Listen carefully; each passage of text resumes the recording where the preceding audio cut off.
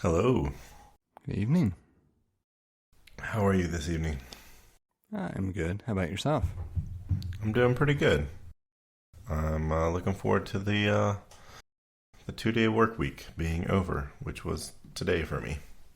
Yeah, today started my PTO, so I'm out of the office until next Tuesday. So you took today off? Yes. Oh, cool. Cool. Nice. Follow-up. I see some follow-up, if it exists. Yeah, there's a little bit. With the Aftershow, we talked a little bit about the, live tree, and I mentioned stand that would make things easier, and figured I would at least give a shout out to it. It's the Krinner, I guess is how you pronounce it. That's how I pronounce it.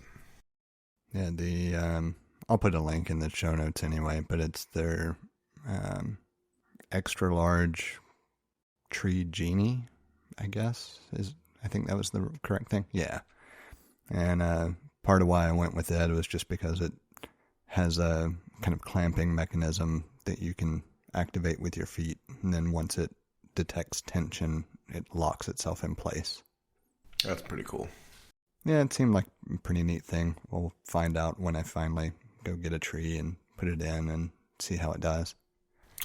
Do you know where you're getting a tree from? Not for sure.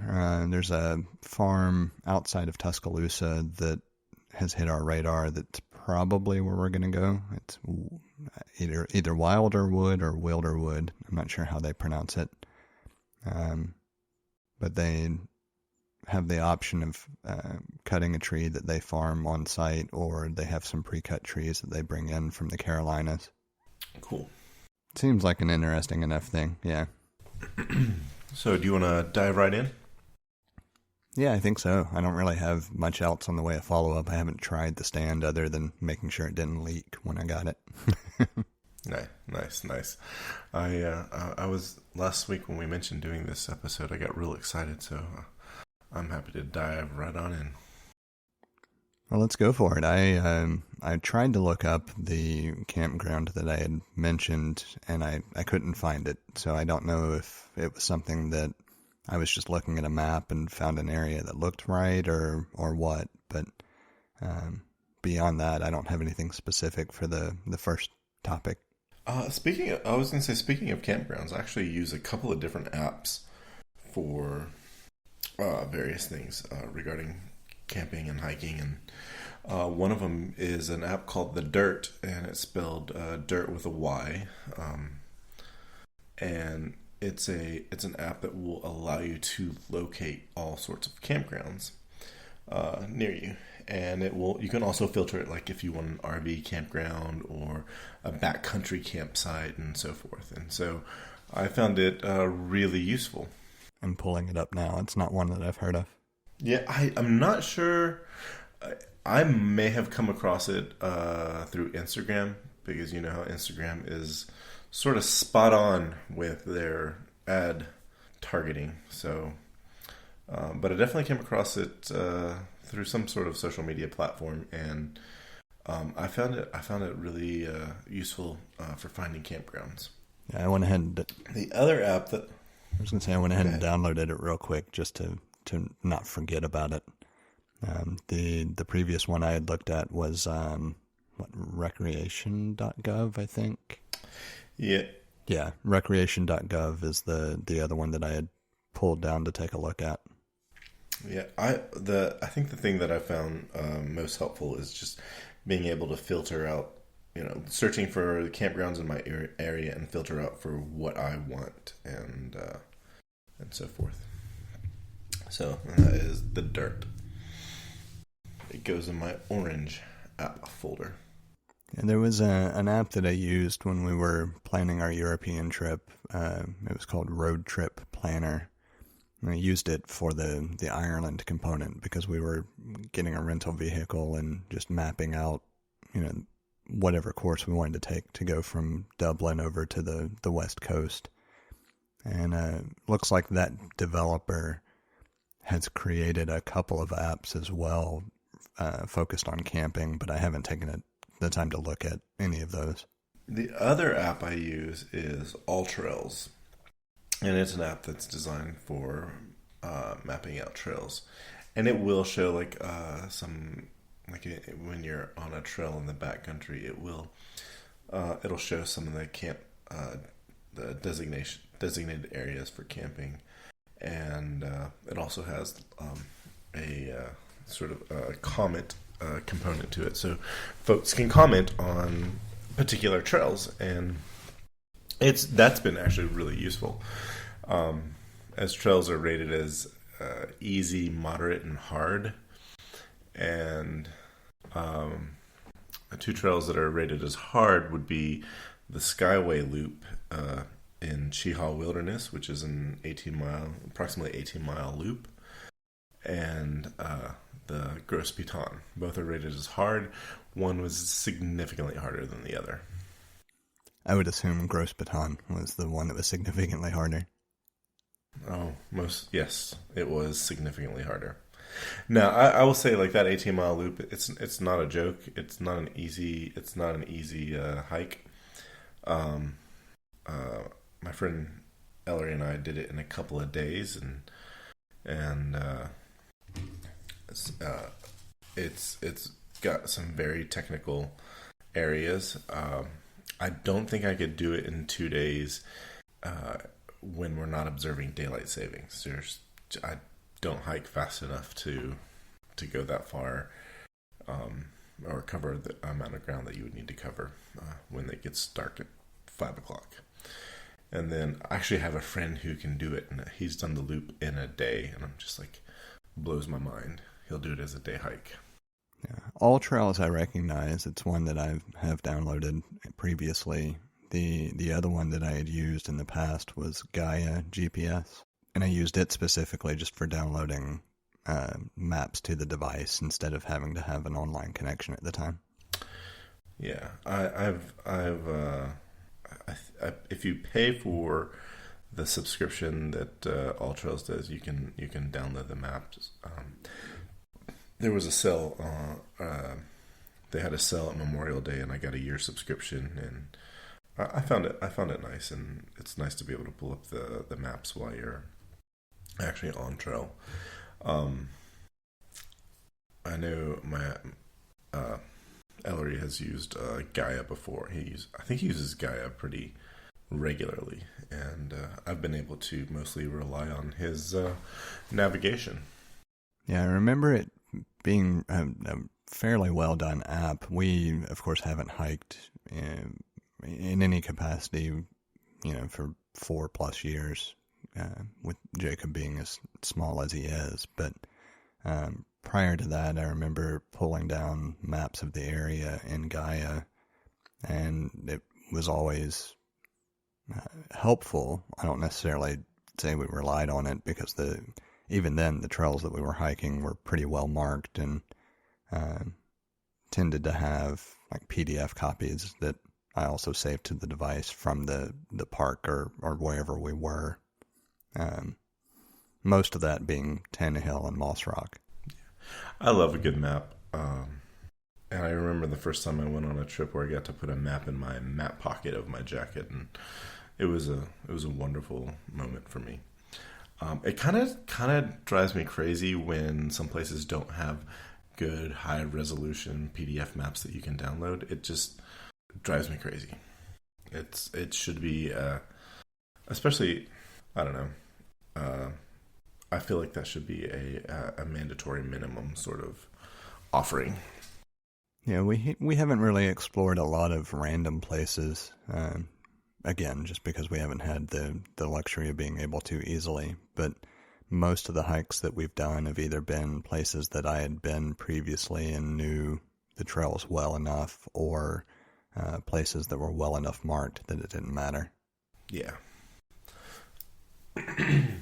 The last couple of hikes I've taken my kids on, we've done a fun thing where they'll play a best of 3 rock, paper, scissors to decide who is the trail leader. And the trail leader changes at every major junction. I would say that's something that we could try to incorporate, but I don't know that I would want to risk Emily being the trail leader. All right. I noticed a long list of topics, and Yeah, most of it's broken out just based on type of clothing, but I think it's pretty easy to get through kind of combined bits and pieces anyway. Before we move on, though, from a camping perspective, since I've started looking at a lot of the local campsites and trying to kind of figure out what might fit, I kind of mentioned the requirements last week being semi-private, semi-primitive, but accessible. And it seems like the state parks are going to be my best bet. Is there anything that would not be a state park in Alabama that would potentially fall into that category that you're aware of? Yeah, so as I understand it, and this is me not having really looked at any official definitions, but you've got state parks, you've got, in the state of Alabama, we don't have any national parks, but we do have we have two national forests. We have the Talladega National Forest and Bankhead National Forest. And then there's also wilderness areas, and those are off. The two that I can think of are within national forests, and the rules are different among those various designations. Like a wilderness area typically has designated campsites, but you are pretty free to camp anywhere that you want. So if you wanted to stealth camp right off of the trail, I don't think there's any issue with that.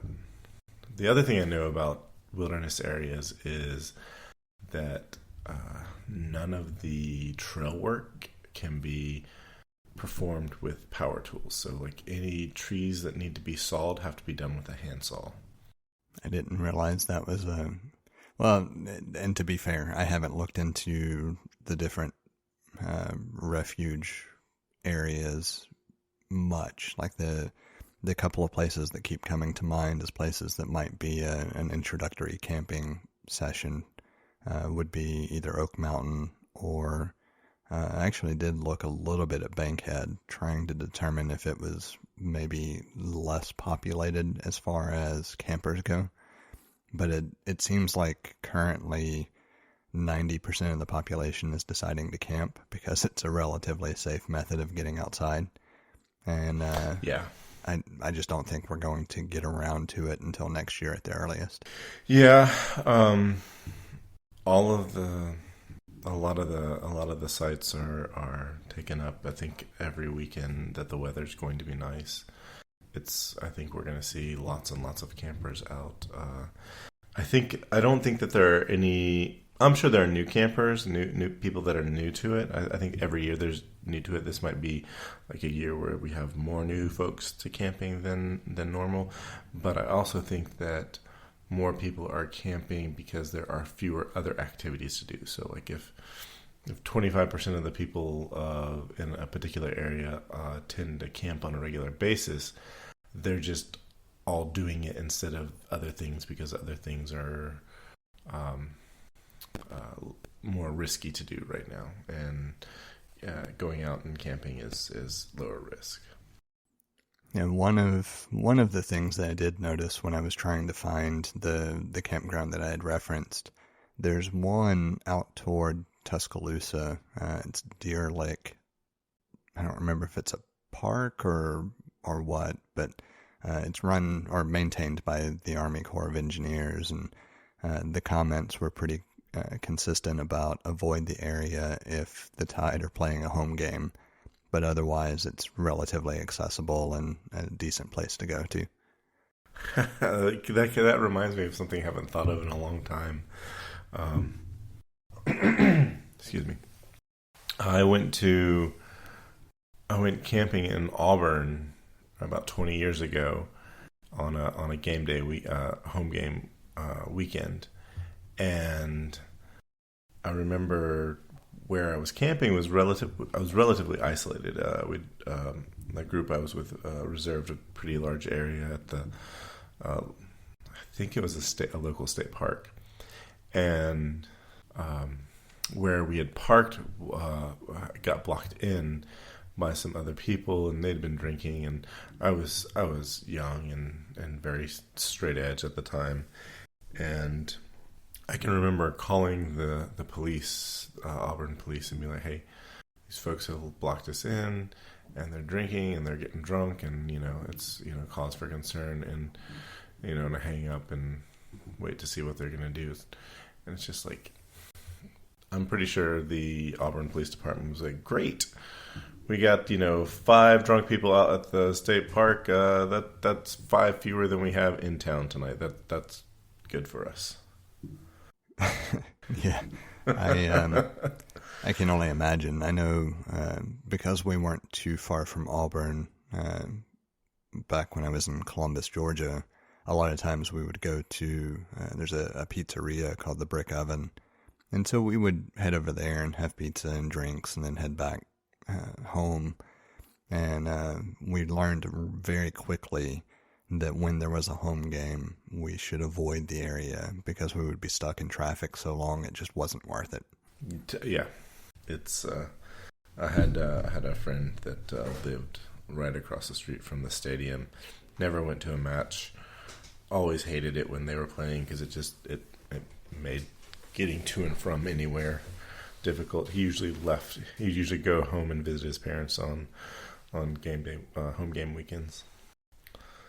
So, so we got state parks. I was going to say, another distinction that should be made is that there's front country camping and back country camping, and the distinction being that back country camping is going to be out and away from where you park. So I don't know that anyone has made any distinction like how far you go for backcountry camping, or that it even has a specific definition. But I know from Scouts and I think the Department of Interior have sort of given it a definition, and I'm not exactly clear on what that definition is as I think about it, but I can tell you what I feel like it is, because feelings matter. Sure, let's go for it.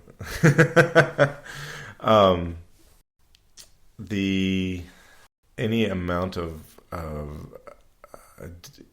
anything where you have to hike away from where you park would be backcountry camping, but you could think about like various trails. So it may have more to do with where like city infrastructure exists, and getting away from city infrastructure being backcountry camping, and front country camping being the opposite. To my understanding, and this is driven from time in Georgia, because I have no distinction here in the state of Alabama, but typically when we would camp, if we could drive to the campsite, regardless of facilities available, it would be front country. If you had to hike in at all, even if it were, half a mile or a mile, then it would be back country. And that's just always what I've considered the distinction to be, is if you have to carry your gear in and you're not easily able to reach your vehicle and any backup gear or anything else that you might have, then that would be considered a back country.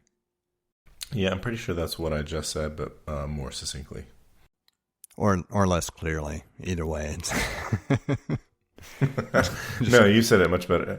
I did quickly look up it's not the Department of Interior. That was silly. It's the National Park Service that has defined it, and they defined it as a general use, being backcountry or primitive, undeveloped backcountry being primitive, undeveloped portions of parks, and they're generally limited. Backcountry areas are generally limited to trails, unpaved roads, and administrative facilities associated with dispersed recreational use. And dispersed recreational use is the most prevalent human use in backcountry areas, although research activities may also occur. Yeah, it sounds like it's the same general kind of idea. And the whole reason my definition kind of exists is what I'm accustomed to dealing with is the Pine Mountain Trail. And for those unfamiliar, it's kind of in the foothills in the beginning of the Appalachian Trail, barring those knuckleheads who want to extend it further. And that, typically speaking, you could park in a couple of different access areas, but then you would have to hike at least about a mile in before you would reach the first official campsite on the trail. And you could finagle that a little bit. And of course, there's nothing saying that you couldn't set up camp somewhere else as you go through, but the officially recognized campsites were at least a mile in, regardless of your access point. And so it was just one of those things where you're not going to run back to the vehicle for something that you forgot, or have a cooler with food and drink, and you're going to run grab it and come back to the tent, or if you're camping in a hammock or whatever. Most of the campsites actually required a good 3 to 4 mile hike in. There were only, if I remember correctly, there were only 1 or 2 that you can get to in the mile or less category. I was just going to say, what's funny is we actually never camped on the trail. All of our camping was done elsewhere at other campsites, but the trail is one of those things that we hiked regularly, because you could easily do a 1 or 2 day hike over the same general portions of the trail without having to worry too much about what you were carrying in. And all of our hikes were day hikes anyway for that section, because all of them were less than 10 miles. Yeah, that's a pretty good, sounds like a pretty good place to go. Oh, it was great. There were a couple of places, even on our day hikes, we would pass 3 designated campsites. And one of them was at an area known as Wolf's Den, which was a great place. I would have loved to have camped there. But the reason it was known as Wolf's Den is it was a large rock formation where at the bottom you could tell that prior to people being in the area pretty consistently, some animal had certainly made it its home, and the expectation being wolves, just from the type of structure and remnants in the area. But what was neat about it is there was a creek flowing off to the side, and there was a relatively large pool that a waterfall fed right beside that campsite. And then the designated campsite was at the top of that rock formation. It was unfortunately closed and no longer available for camping because of an accident where someone either in their sleep rolled off the edge or whatever the case may be. There was an accident there where they fell from a significant height. And so that campsite was no longer available to reserve, even though it was still present. And it would have been nice to be able to camp there at some point because it was a beautiful area. That's tragic that something terrible like that happens, and it's sad that things like that get shut down, because it's usually something that could be avoided, and you never think it's going to happen to you. Yeah, what they did is there was another area less than a mile from that location that they cleared a little bit and made an official campsite. So they basically relocated the one from there to this other area, but it was driven from there being an accident. Yeah. I don't want to let you get away with mentioning the true AT.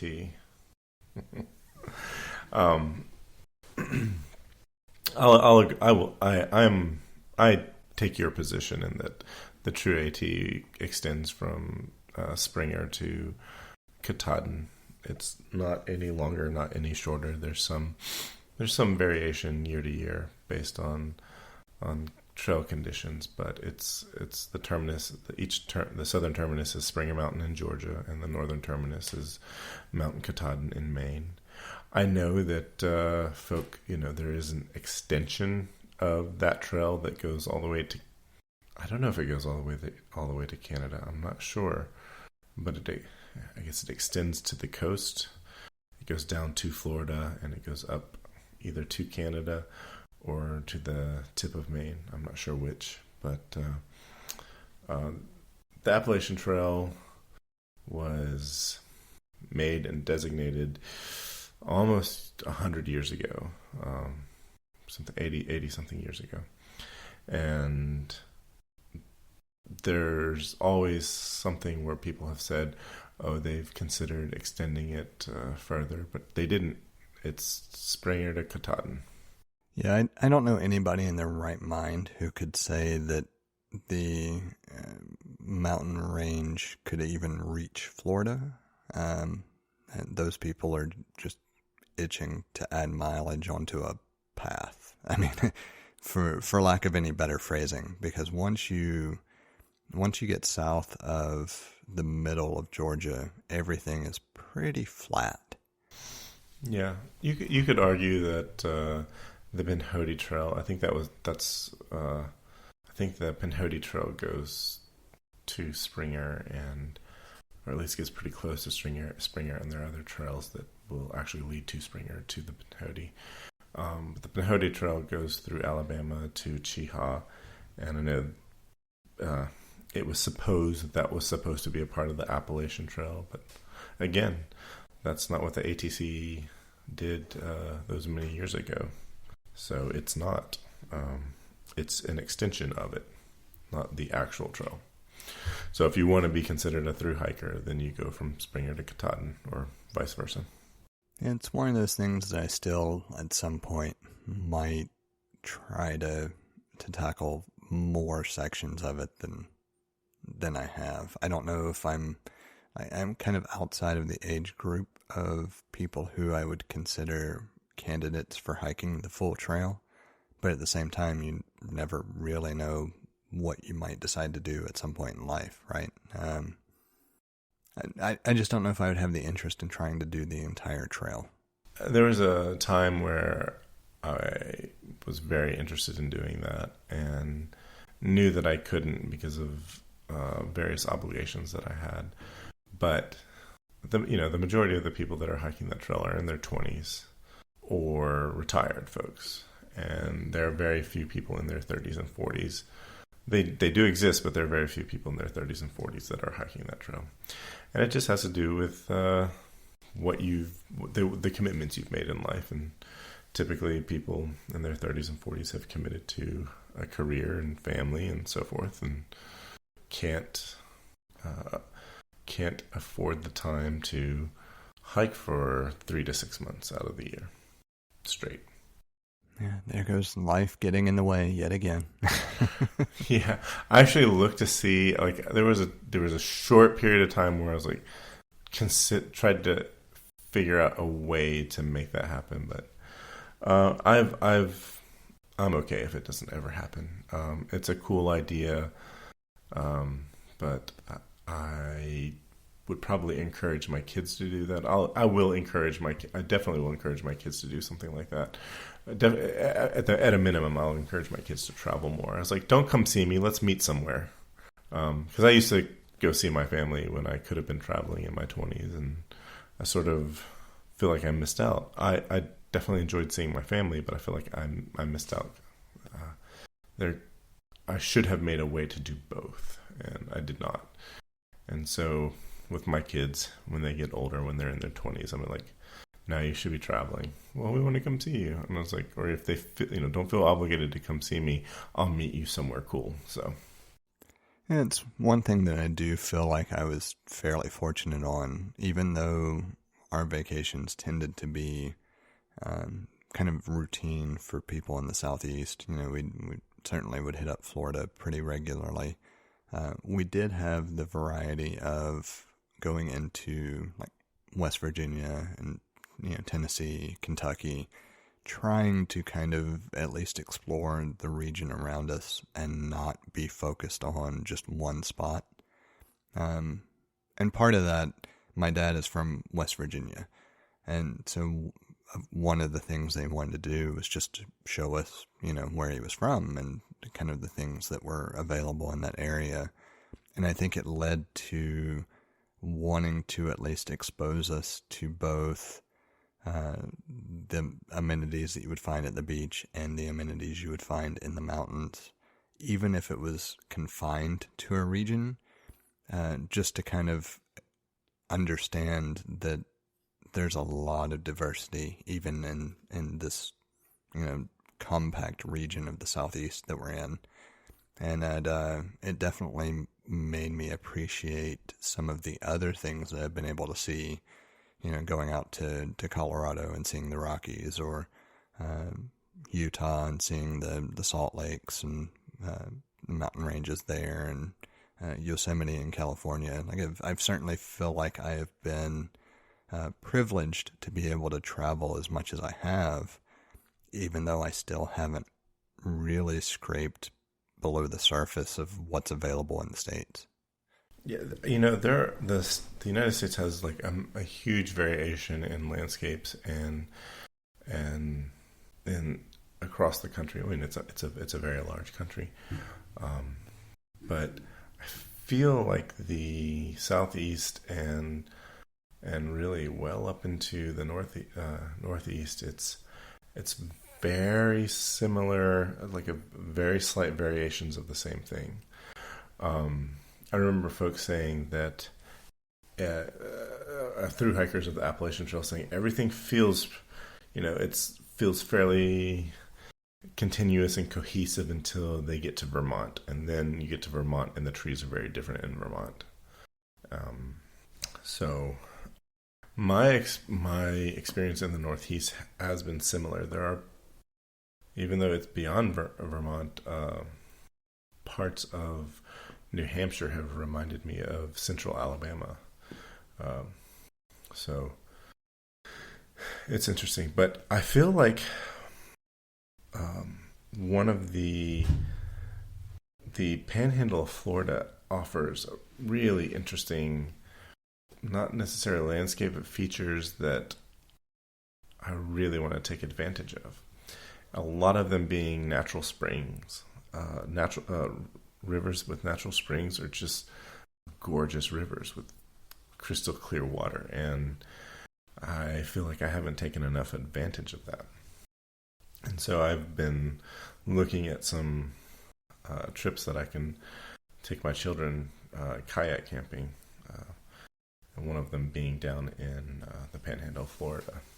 Yeah, I think one of the things that I've benefited from there is the interest in scuba diving and being able to hit up a number of different places for those particular features. The two that primarily come to mind that are huge hotspots for both camping and diving are Vortex Springs and Genie Springs, and they offer very different experiences than what you would find elsewhere. I think it was Vortex Springs specifically that was pretty interesting because there's a large, I don't know what you would call a gathering of freshwater eels, but there's a section there that they actually use to teach cave diving because of the silt structures and understanding how you can maneuver through the water without kicking up a lot of debris around you, because visibility is a huge issue if you're talking about technical diving in general.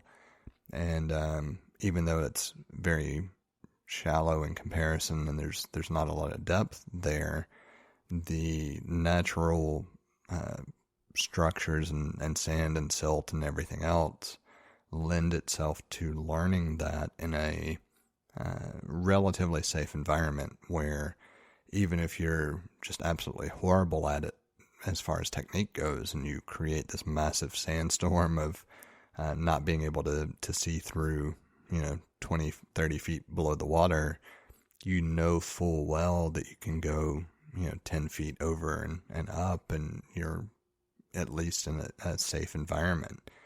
And so it was kind of interesting to see that difference as well, that a freshwater lake or pond, I don't know the official classification, has these unique structures that lend themselves to learning very advanced diving techniques. And as a byproduct, it was kind of fun to see that many eels just swimming around in general in an area that I don't think I've ever seen that number of eels anywhere that I've been diving other than that particular spring. Was it enough eels to make you feel a little bit uncomfortable? Not really. I've never been uncomfortable around eels. As much as I dislike snakes, eels to me are just fish that are longer.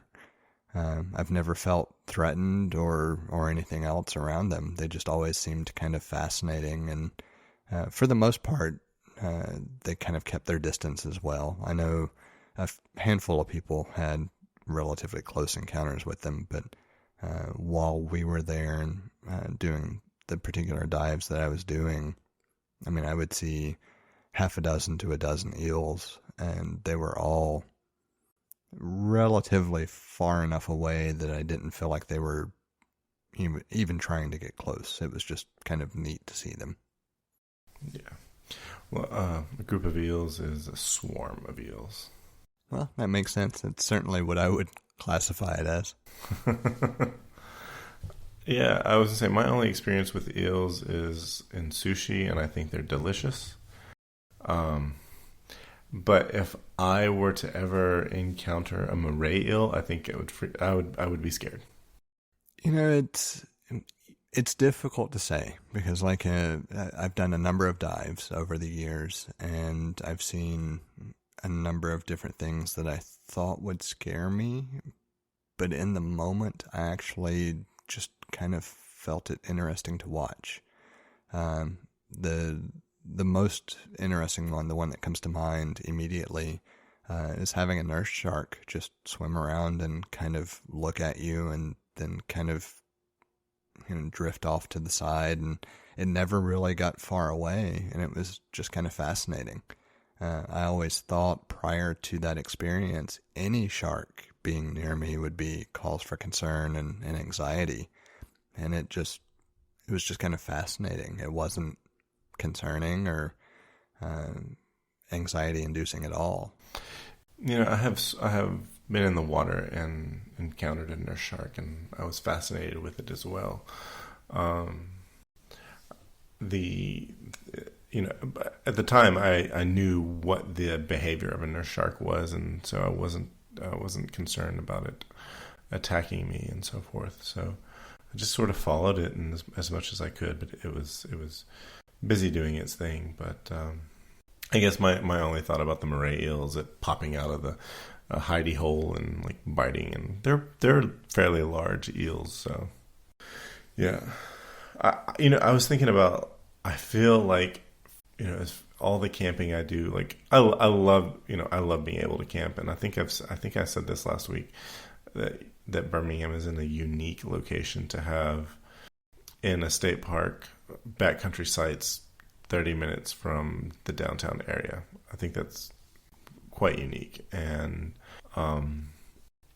I feel like I do take things for granted here because I definitely want to see other interesting locations.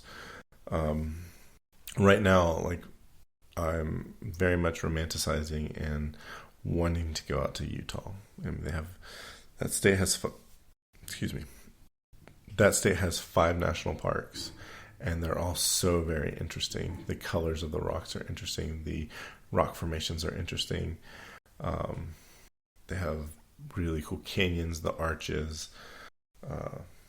it's fascinating. And then on top of that, I would really like to visit Monument Valley, because that's such a picturesque landscape. And so I definitely have the grass is greener on the other side sort of mentality going on with, what I have. I mean, Alabama actually has really lovely parks and trails and so forth, and we have lovely forests, and we have wonderful waterways. It's just that, I'm used to them, and I'm sure folks out west would come to the southeast and be like, oh my, I know that folks will come to the southeast and be like, oh my God, everything is so green, I know people that have come out here and was like, is it always green like this? And I was like, yeah. So the grass is always greener, except for it's greener in the southeast. And I can't help but laugh. I remember on our European trip, when we made it to Ireland, my first observation was, oh my God, everything is so green. Coming from an area where you're known for having that type of environment as far as the States go, and going somewhere else and thinking, I understand why it gets the nickname the Emerald Isle now. It's just kind of a fascinating comparison. While you were talking, what I was thinking of is that I realize my biggest interest as far as things that I haven't seen in the States that I really want to see are things like the hot springs, to Yellowstone in general. That it's an area that I've never been close to and would definitely like to go visit. And I feel like that's kind of the missing link. Like I've seen, even though I haven't explored to the extent that I want to explore most of the other types of environments and landscapes in general that the States have to offer, Yellowstone is that elusive kind of unicorn style area that I haven't been around. I've never visited hot springs in the States. And that's something that I definitely need to do at some point in the future. I definitely want to visit hot springs. Supposedly there's actually some hot springs in Alabama, but the limited amount of investigating I've done has led me to believe that they're on private property and not easily accessible. So that is a problem. And then the closest hot springs would be North Carolina, and none of those hot springs you can actually get into the hot spring. It's all you can go stay at a place that pipes in hot spring water into a man-made vessel, container of some sort that you sit in. So same thing for Arkansas. That's what I was about to say. I think Arkansas is the closest that I have, in my limited research, that I've found, and it's the same kind of scenario. Yeah, both. Yeah, I feel like I haven't looked to see what's in Texas, but I'm looking for like the things I've seen. Again, I'm going to bring up Utah. There's I think it's Diamond Fork Springs.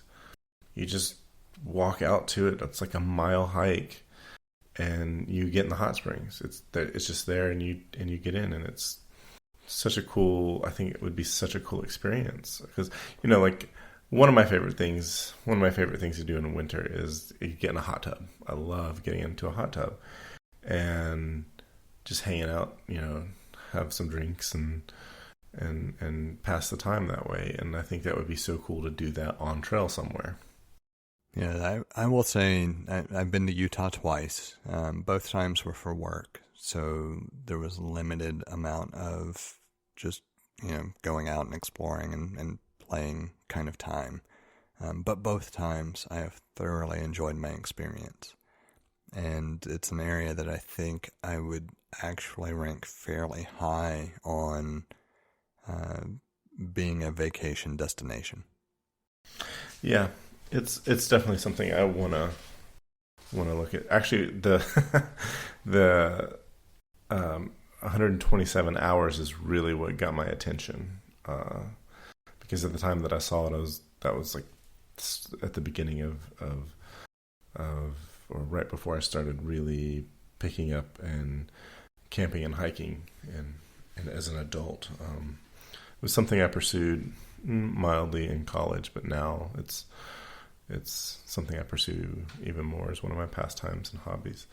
And watching that movie just made me love what is out there and want, yearn to go out there and hike and so forth. And so I don't want to fall in and get stuck like Aaron did, but it's gorgeous out there.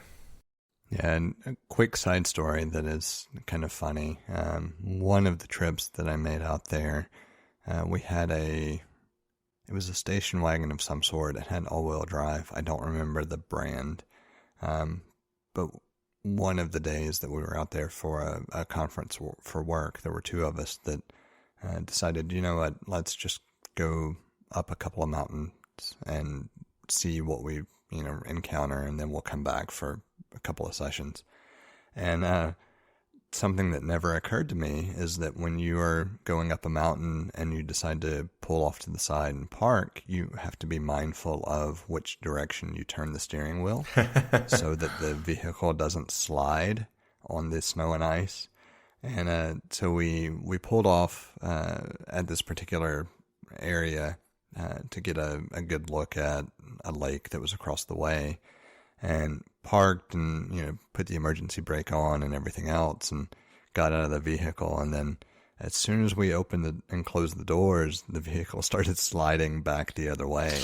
Oh, God. And, since we were right there, it wasn't a big deal to, rush over and open the doors and, turn the vehicle's steering sideways to keep it in place. But something that just never occurred to me as being something that you had to worry about was not having all four wheels in line when you parked.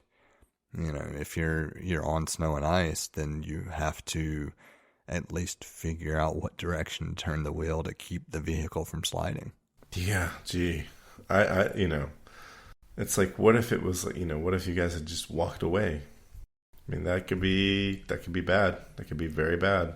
Oh yeah, if it had not started sliding immediately, it would have been down in the middle of a ravine by the time we got back to it. Oh, that's a scary thought. Needless to say, since then, every time I have gone to visit any place with snow and ice, I have been mindful of which direction the steering wheel was turned. Yeah. So, what kind of camper are you? Are you a tent camper, tarp camper, hammock camper? So historically, I've been a tent camper.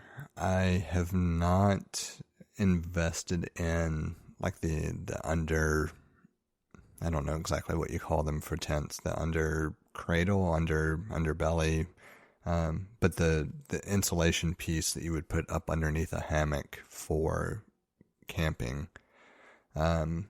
What I've historically done is just taken and pitched a tent and had either an air mattress as I've gotten older, or prior to getting older, just have a pad that's up underneath the tent and sleeping bag on top.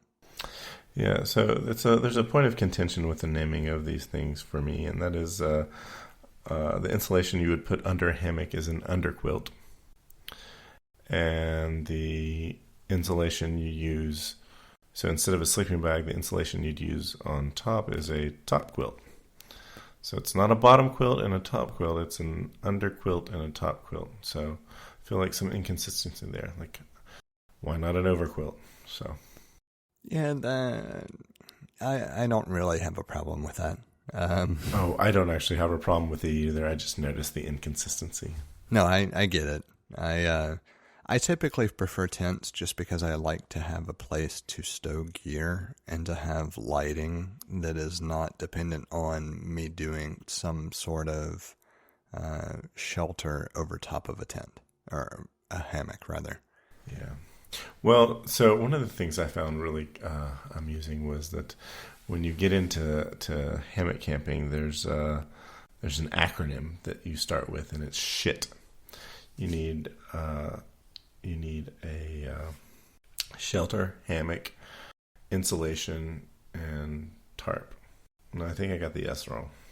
I was going to say that makes sense, except shelter and tarp I would think to be the same basic thing. Yeah, it is. And now I'm blanking on what the S is for. But I know there's a thing. Suspension. That's what it was. I get it. Like I feel like I would prefer to do hammock camping just because of how compact and lightweight it can be. But at the same time, I really like my tent. Go ahead. Go ahead. Oh, I was just going to say, I think it's actually a common misconception that hammock camping is lighter than tent camping.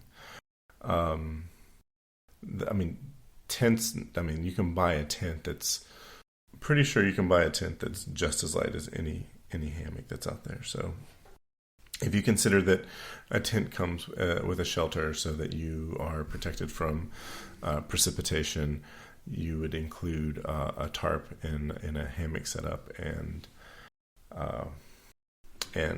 even though you can get I have a very lightweight tarp. I'm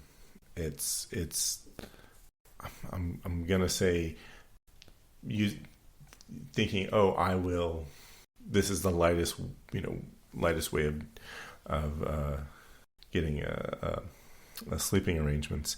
It's not. There are plenty of tents and pads and so forth that are just as light as hammocks.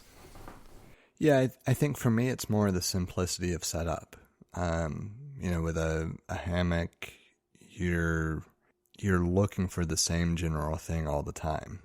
With a tent, you're looking at the slope of the ground and the direction of the opening for the tent, if you're doing it right. Yeah. It's, and I don't want to make it sound like it's difficult to set up a tent. It certainly isn't. But it's easier to just choose a couple of trees and set up a hammock and a relatively comfortable sleeping arrangement for that hammock, where with a tent you have to be mindful of what's covering the ground. You have to properly deploy a tent pad, or you're going to really wish you had in the morning. It really boils down to the simplicity of setting up the camping arrangement, not the weight or the amount of gear. Yeah. No, the thing that I say that when folks ask me, there's always, among tent campers, there's always sort of a ooh, you're going to sleep in that tonight? I'm like, yeah. And it's a novelty because it's relatively new among camping enthusiasts. And the two things that I really have found that I like about hammock camping over tent camping is that I get a better night's sleep in a hammock than I do in a tent. And when I wake up, I can have a view. It's typically the way I pitch my tarp, unless there's a lot of wind. I wake up and I can look out and see the view the view of wherever it is that I have hung my hammock. And I think that's really a really nice feature of hammock camping. The other thing that I wasn't expecting with hammock camping is that if it's raining, being under a tarp is so much better than being in a tent. I can remember being on a trip where it was just raining the day was nice. It was an overcast day. We set up our hammocks on an island that had no suitable tent spot, so it's kind of cool to be on an island. But there wasn't a square foot of ground that was okay for a tent. It was all too rough. But for a hammock, it didn't matter. And we all had our tarps pitched open, and we could see each other and can, go from we went from tarp to tarp if wanted to hang out with someone or whatever. But we're relatively close and we're talking to each other, and it was previous experience in a tent when it's raining, it was not at all like that. It was quite a dismal experience. And so it actually surprised me the amount of space I felt that I had and how dry it was really nice. Yeah, the last time that I went camping, we stayed at a KOA campground and pitched a tent the first night, and the second night we had a cabin rented. And it was intentional, it was one of those things where the people that I was going with had not been camping in a while, and so we wanted one night in a tent and one night in a cabin just to kind of vary it up a little bit. But the tent night rained constantly, and even knowing what I was doing, setting up a tent, the corner, right, kind of I don't know of a good way to describe it. There was one corner of the tent that still just had a massive pool of water seep through and kind of accumulate in that particular corner.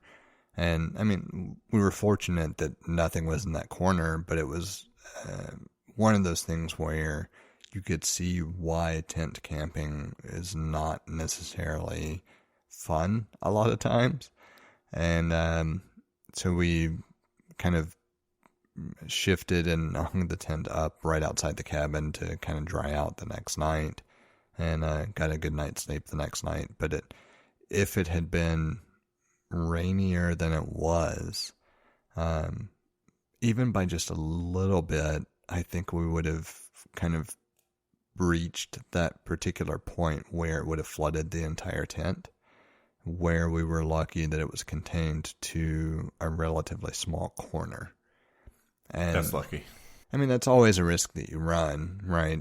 It's difficult to predict what the weather might do, and you kind of position the tent in a way that you think makes sense for the expected weather. And if you've done it right, you probably don't have to worry about water accumulation. But realistically, it's always a risk. Yeah. I mean, same risk exists with a hammock camp, but the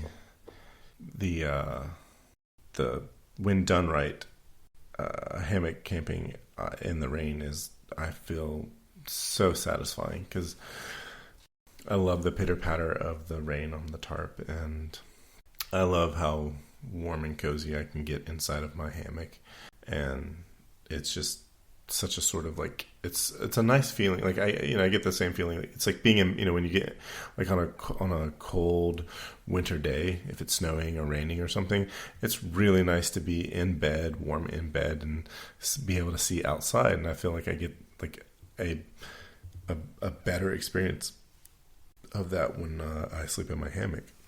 But there's been a number of nights where I've been outside in the rain, under a tarp, in a hammock, and just as cozy as I could be. Part of it has to do with making sure that you have appropriately covered your hammock with a tarp, and also made sure that your suspension has a drip line so that water doesn't seep down to your hammock through the suspension.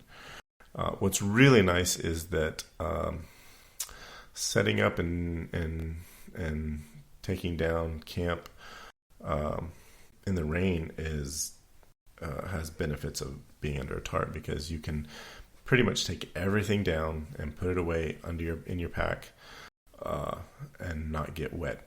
Provided that the wind's not blowing. But the last thing I take down is a tarp, and it's nice to be able to take the suspension of my hammock and my tarp and put it in the outside portion of my backpack, and everything else in my backpack stays dry. And so it's tarp is a lot less material than the rain fly on a tent. So that's another benefit I wasn't expecting but noticed using a hammock for camping. Yeah, I don't think I've ever been able to take down a tent in the rain and not be soaked by the time I was done. Yeah. Well, the last time I slept out in the rain in a hammock, it was a little while ago. It was the last time I did that Skyway loop in Chiha. It was in April, and it was raining. I was lucky enough that the first day it rained all day and it rained all night. and it was just warm enough that I never felt cold. And it was like warm enough that I was in a wool shirt and synthetic shorts and wool briefs, and never felt cold, but I was completely soaked. And I carry I have whenever I hike like that, I always have a set of clothes that are in a waterproof bag that I reserve just for sleeping. And so I had a base layer to sleep in and a fresh pair of wool socks to sleep in. So it was really nice, you get out of the rain, get into dry clothes, get into a warm hammock and have some food.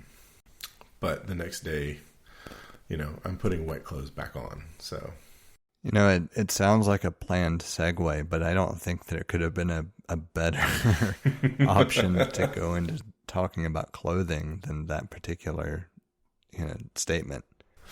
Yeah, it's funny because I was hoping we would segue that way. I remember when I first got a backpack, and I was like, "There's not enough room for all the clothes I'm going to wear." Like I remember that being one of my earliest thoughts because I didn't know, and I didn't realize you just wear the same clothes over and over again. Well, what if they're wet? I was like, well, then you put wet clothes back on. Yeah, it's kind of funny. Like in all my years camping previously, I never really put a lot of thought into clothing. It was more a matter of I would take 2 or 3 outfits and I didn't care. I would just kind of rotate them. There was just no consideration for the elements or anything in general. And it wasn't until last year, 2019, when we made our European trip where I specifically looked at clothing for packability and reusability and everything else, where my eyes were kind of opened to a lot of these different things. And that has since influenced my clothing choices since then. But previously, most of my camping experiences were I would have maybe 2 or 3 outfits that I would just kind of rotate through depending on how dry they were. Yeah, see, I hadn't, prior to the past 4 or 5 years, I'd never done more than an overnight trip, and it was almost always front country camping. There are a few times I did some what would be considered backcountry camping, but it was on a friend of mine had some land, and he'd let me camp there, and it just it was something where it was technically backcountry camping, but I had a 4-wheel drive vehicle, and I just drove up to where we camped and set up our tent, so it had all of the benefits of car camping. And so it was just like I always had a a change or two of clothes with me, so it was never a thing. And I didn't think about cotton. At the time I never worried about if it was raining, then I wasn't necessarily gonna go camping. So the idea of wearing cotton was not something, or not wearing cotton was not something I'd thought of. So I think I might have had a nice technical jacket, but it wasn't until the past few years that I really started to focus on the benefits of the type of clothing you can wear while camping to make that experience a lot better. I think it's interesting to delineate the different approaches as well. So our European trip, the whole reason we looked at different types of clothing and everything else is we were going from one country to another every couple of days, and we're carrying 2 bags apiece, the equivalent of 1 checked bag and 1 carry-on bag. And it was very intentional because we didn't want to deal with the potential of hopping from say, London to Ireland and not being able to just carry a couple of bags on a plane. And so a lot of the things that were introduced into our way of thinking were, how flat can something be compressed? How reusable is something from an apparel standpoint without generating odor, or how quickly can something dry? It was a very different mindset, but it's funny that it landed us on a lot of the same types of things that you would think of camping, whether it's overnight or for a week. The same kind of properties applied. It was, how quickly does it dry? How resistant is it to creating an odor? How comfortable is it for both physical exertion and just general everyday wear? And on top of all of that, is it something that is somewhat thermal regulating from a can I wear it in the cold or the hot, because I don't really know what I'm going to encounter type of scenario. And so it's funny that a lot of the things that I started exploring and looking at were things that the camping community in general, or hiking community, or both, kind of looked at as go-tos.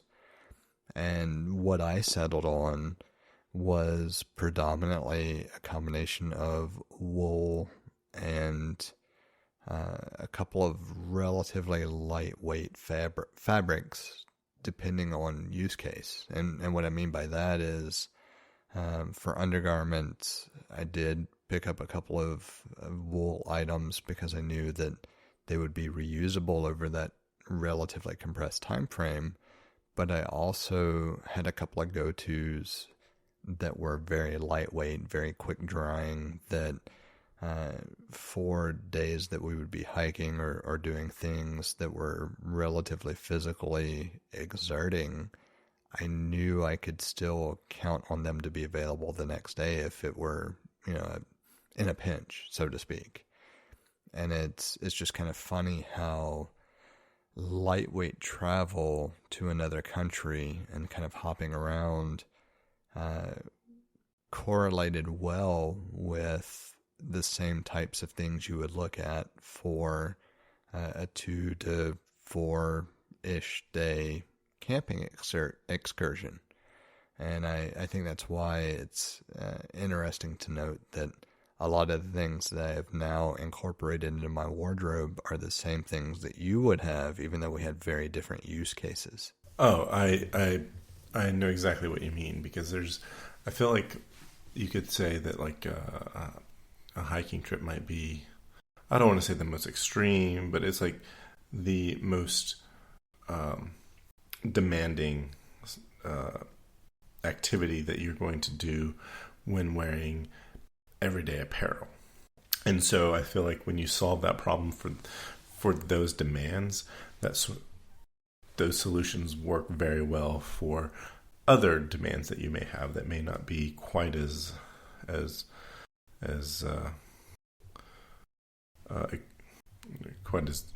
keep going to the word extreme. It's not extreme, but yeah, not quite as demanding. Right. Not quite as, the demand isn't quite as high, but it still solves that problem. I remember the first multi-day hiking trip that I went on. I knew that I wanted a wool shirt. I had a really good friend of mine in New York was from New Zealand, and he wore a lot of icebreaker shirts. He had hiked the Milford Track, and that was all he wore was the icebreaker and merino wool shirts. And, New Zealand is known for the merino wool, among other things. And he had such good things to say about it. And I was like, that had always been in my head. And I remember getting ready to go. I bought an icebreaker shirt, wore it on that trip, and was pleasantly amazed by how well it performed. wicked away moisture. It was warm when it needed to be warm. It was cool when it needed to be cool, and it wicked away the moisture. There was like, sometimes at the end of the day when you're walking and getting hot and sweaty, there's a clamminess that you may feel underneath your arms. Like, I didn't experience that at all. I would hang it up, and it was odor resistant. It was just all around for those kind of demands. It was great. If it gets wet, it dries quickly and so forth. So, I'm a big fan. Like, before that trip, I would use synthetic shirts, and those work, but they're just not as good as the merino wool. And so I looked and thought, okay, what are the other things that I can get that are merino wool? And the other big thing that I got is as underwear. Having merino wool underwear makes such an amazing difference. Yeah, so I ended up with a kind of a combination of things.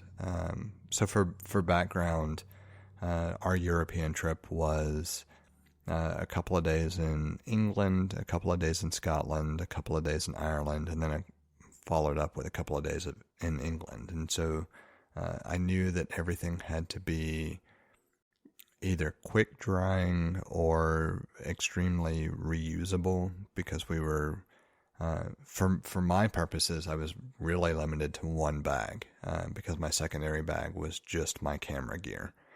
And so I had one bag that was everything I needed from a clothing and just general comfort standpoint, and then one bag that was nothing but camera gear for the most part.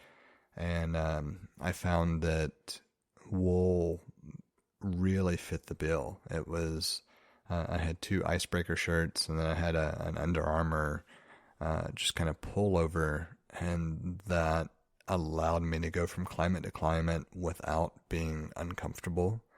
And if the wool undershirt got damp from exertion, from hiking or whatever else, I only had to hang it up for a couple of hours and it would be dry, and I never had any kind of odor that I had to worry about.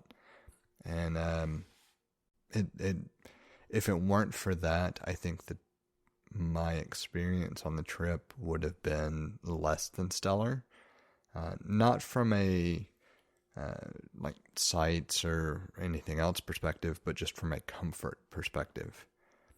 And since that trip, I have been 100% firm believer that Icebreaker makes probably the best general purpose shirt that you could buy. And their underwear is quite phenomenal as well. I did leverage a couple of pairs of theirs, but I have other thoughts there as well. So let's maybe start with shirts, because I have 2 specific categories that I find extremely appealing for different reasons, even though the net result is very similar. So Icebreaker has, of course, been mentioned, but wool in general as a material has been mentioned, and so that kind of opens the door to a relatively broad category of different manufacturers, depending on what you're looking for and how comfortable you want it to be. The piece that I was surprised by there is that bamboo has a very similar set of properties to wool. And so Icebreaker being, of course, the particular brand that I was exposed to first, by way of you, actually, Free Fly apparel being the bamboo equivalent has been very, very similar. The biggest difference I can kind of point to, it doesn't dry quite as quick, but it is even softer in general to the touch. And so it's an interesting trade-off. It seems to be identical with the exception of those 2 properties. That's really good to know, because like Icebreaker is expensive. Like, even when buying it on sale, it's an expensive shirt. The the ones I've been getting are the micro Tech Light crew shirts, and I think like the best deal I've gotten on one was maybe I got one for $25. My favorite shirt it's my favorite shirt. It was $25, and because I saw that and I was like, wow, that's a good price for shirt, because the MSRP on them in the United States is usually around $80 for a short sleeve T-shirt. So seeing one for $25 was like, grabbed it, and so knowing that, or my biggest detractor with the shirts is that they're incredibly fragile. That shirt that I was saying is my favorite shirt. It's got a lot of holes in it, and I found out the hard way that when you wash wool shirts and pants and so forth, you have to zip up the zippers of anything. You have to zip zippers up and fasten them so that the zipper doesn't damage the wool shirts in the wash. It took maybe 2 or 3 shirts getting some fairly disappointing holes in them before I learned that. Yeah, we'll say that's the one thing that I've been impressed with the bamboo shirts that I have. And I only have a couple of wool shirts and a couple of bamboo shirts. Like, I don't have a massive catalog of clothing to be able to pull, generalizations from. But bamboo does seem to hold up better in the wash in general than wool. And the shirts from Free Fly, you can get different weights similar to the way you would do like with Icebreaker or wool shirts in general. And the lighter weight shirt that I've got seems to behave almost completely identical to the Cool Light shirt that I have from Icebreaker, with the exception of it holds up a little bit better in the wash. I don't have to worry as much about what else goes into the washing machine with it. Whereas when I wash the Icebreaker shirt, I always put it in one of those mesh bags just to protect it during the cycle. That's a good idea. I have not done something like that. I think that could help. Because I've got too many Icebreaker shirts that I like that I bought them for hiking. I would like to wear them more, but they are now like kind of like reserved for hiking because,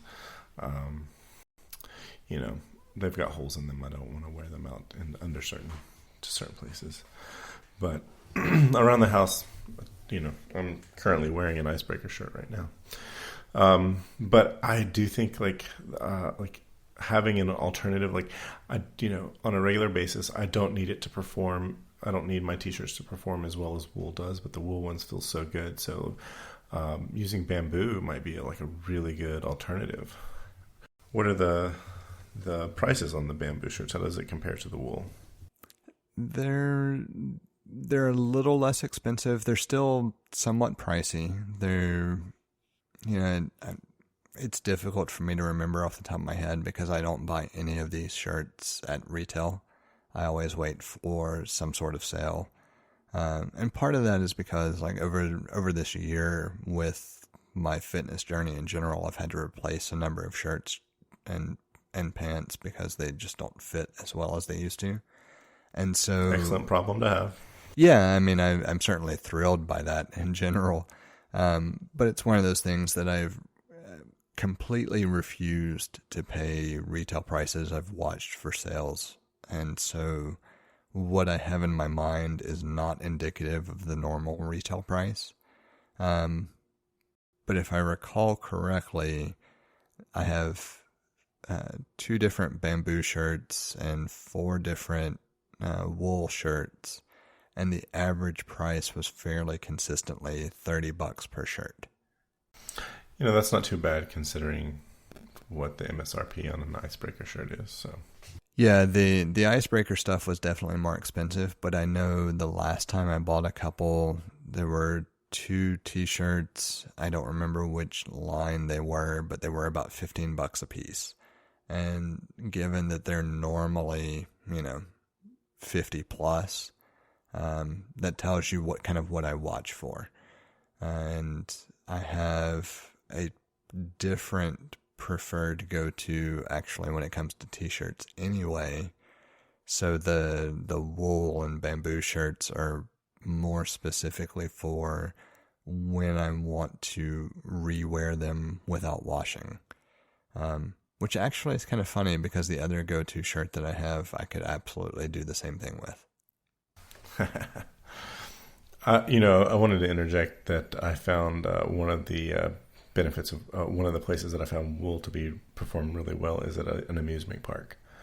Interesting, but I can see that. Like I want to hear your explanation, but my initial thought is just because of the variety of conditions that you might find yourself exposed to. Yeah, I mean, basically all day or a lot of the day outside, in the summer, a little bit sweaty. You go inside from time to time, get some air conditioning. It provides everything you need. Like the performance is there. You don't get the, you get the moisture wicking. You don't get out that clamminess that I often feel underneath my arms.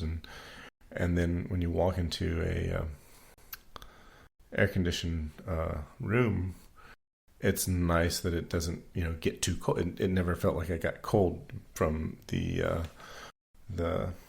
from perspiration in the fabric. So I found that wool. Anytime I would go to an amusement park, I will wear an icebreaker shirt. It's very similar to hiking demands. So it's funny, as I was talking about, the benefits of the both icebreaker and free fly shirts, my go-to t-shirt is from Mack Weldon, and it's their silver line. And I have half a dozen of those shirts. Like that is literally what I put on every day if I'm not wearing one of the others.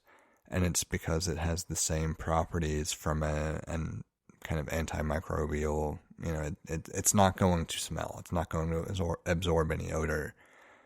It just doesn't dry as fast.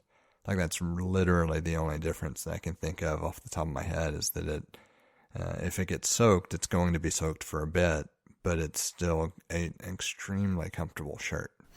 Yeah, I've been interested in their products just from some ad reads on other podcasts, and so when I saw that in the show notes, I was like, oh, sweet. I'd like happy to hear about your experience with those. So it's something I'll probably grab just to see. And what about Jumper? Jumper is a company that I found on Kickstarter, and they make a variety of different things. They're predominantly known for their socks, and I think it was 3, maybe 4 years ago that they started dabbling in kind of exploring more of their just clothing line in general. And I have a bunch of stuff by them. Most notably, though, I have 4 of their undershirts, technically, which I wear for workout shirts because they fit relatively form-fitting, so I don't feel like I'm restricted by movement in general, and they dry relatively quickly. But the main thing that I really like about them is their socks. Their socks are a combination of, it's not no-show. What's ankle socks? Is that technically the appropriate term?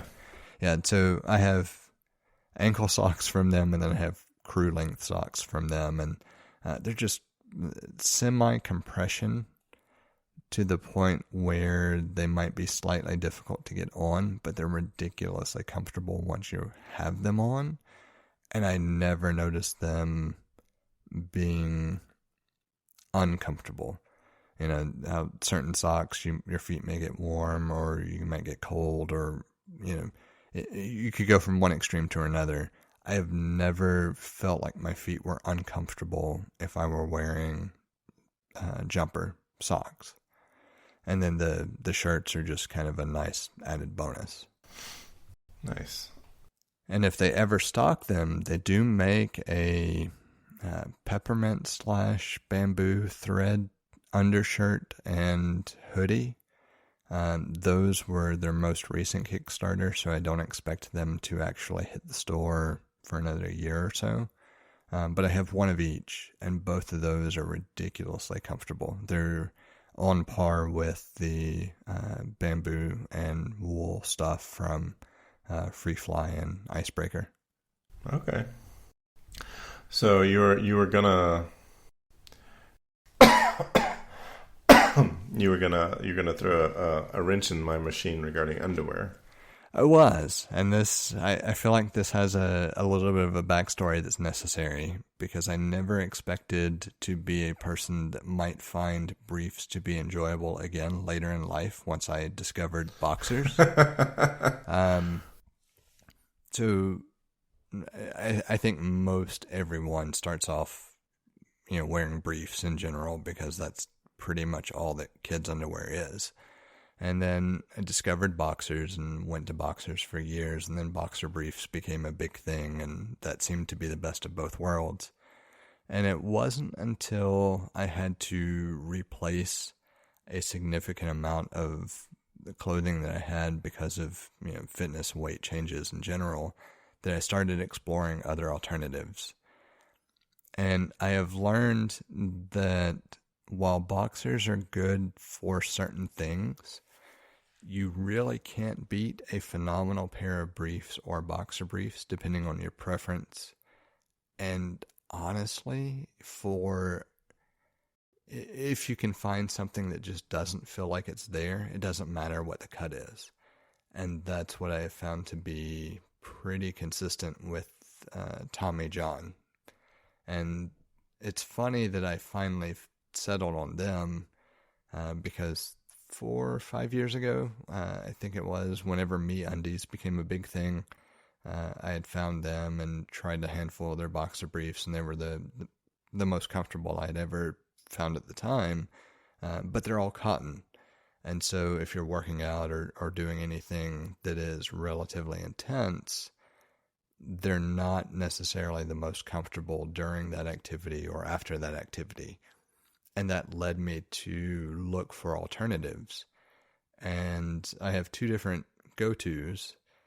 Mack Weldon does make a handful of boxer briefs that are very lightweight and very quick drying that I do use as one of my go-tos. But just hands down across the board, pick whatever cut you want. And Tommy John is by far the most comfortable that I have found, even beating out Icebreaker, which is saying quite a bit. That is saying quite a bit. I'm curious because I had a similar experience. Kids start out with briefs, and then you go to you discover boxers, and you go to boxers. I never got into boxer briefs. I tried, but I just stayed with boxers because that was most comfortable for me. And like you, the dream is, it doesn't matter what the cut is. If I can't feel they're there, then that's a good pair of underwear. For when I first started hiking, I had a pair of Calvin Klein, it was like sport briefs. I actually have a pair of sport briefs and boxer briefs, and I've never liked the boxer briefs, and I just think it's because I have been blessed with having to often buy underwear for the size of my thighs more so than for the size of my waist. My build is I've got very large legs, and so that's often what I determine. So I've just never been able to get comfortable in boxer briefs. So I would use briefs, and then one day I was like, why am I using these briefs? I can get Icebreaker briefs, and I would have all the benefits that I get with the shirts in my gentleman's area. And so I did, and I have loved those. But I'm really, knowing that you have, we can have the same set of experiences. I'm really curious about these Tommy Johns. I know that the brand Ex Officio gets thrown around a lot for in the hiking community, but man, I can't see anything beating my icebreakers. But I was gonna say I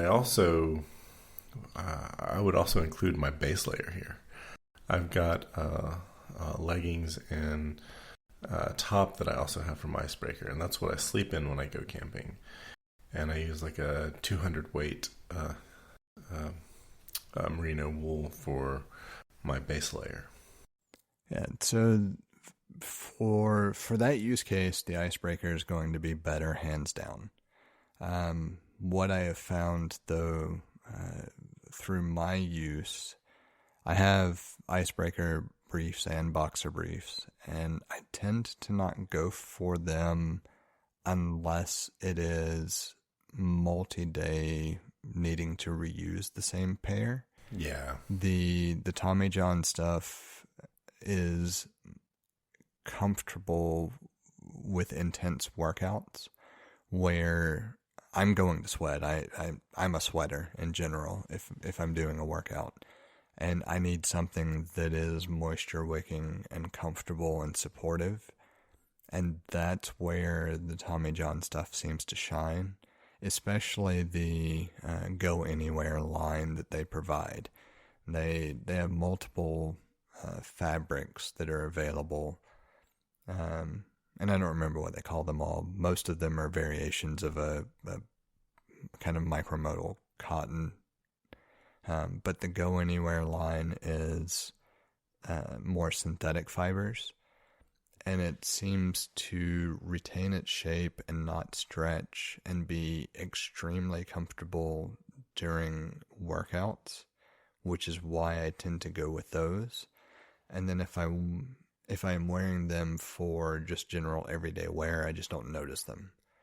And so it's a nice combination of I can have the same thing regardless of whether I am just putting them on for the day or know that I'm going to work out relatively intensely that day and not have an issue with them. That said, like the icebreakers are still one of my go-tos. It's just that I don't have to worry about reusing the same pair over the course of a hike or a camping session most of the time because that's just not my use case. And so from a day-to-day perspective, they're practically indistinguishable. If I were taking them hiking, I don't know that I would feel the same way. And that's where it's kind of interesting to see the difference in use case influencing decision, because I do think I would still tend to lean toward the icebreaker solution over the Tommy John solution in that particular scenario. But it's predominantly because of the properties of wool in general and not comfort level of the undergarment itself.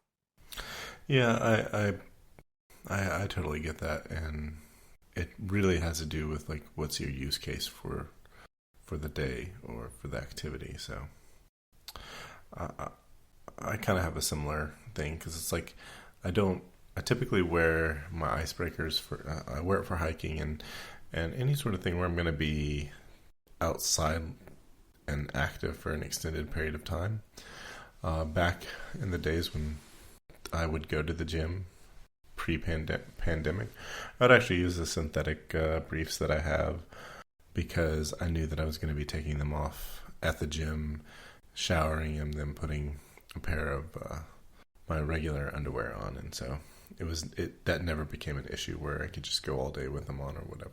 So yeah, and it's kind of funny. I mean, it may be too much information for listeners in general, but for a lot of the workouts, I have found that I just slip on a pair of compression shorts from Under Armour for the workout specifically, and then take them off and put on whatever I'm going to wear for the day post-workout.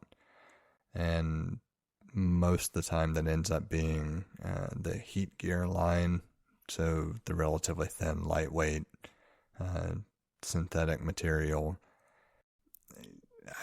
I wouldn't call them boxer briefs because they they're not sold that way. They're sold as compression shorts, but they're basically just a pair of boxer briefs and a t-shirt. I hear you, man. I've got a pair.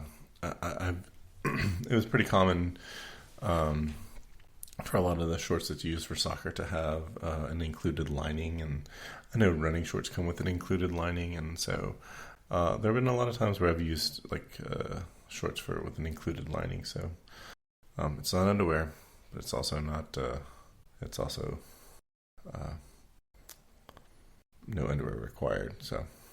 Oh yeah, I've got a handful of shorts from both Lululemon and Bird Dogs that a lot of times I'll just slip those on for the weekend. Totally.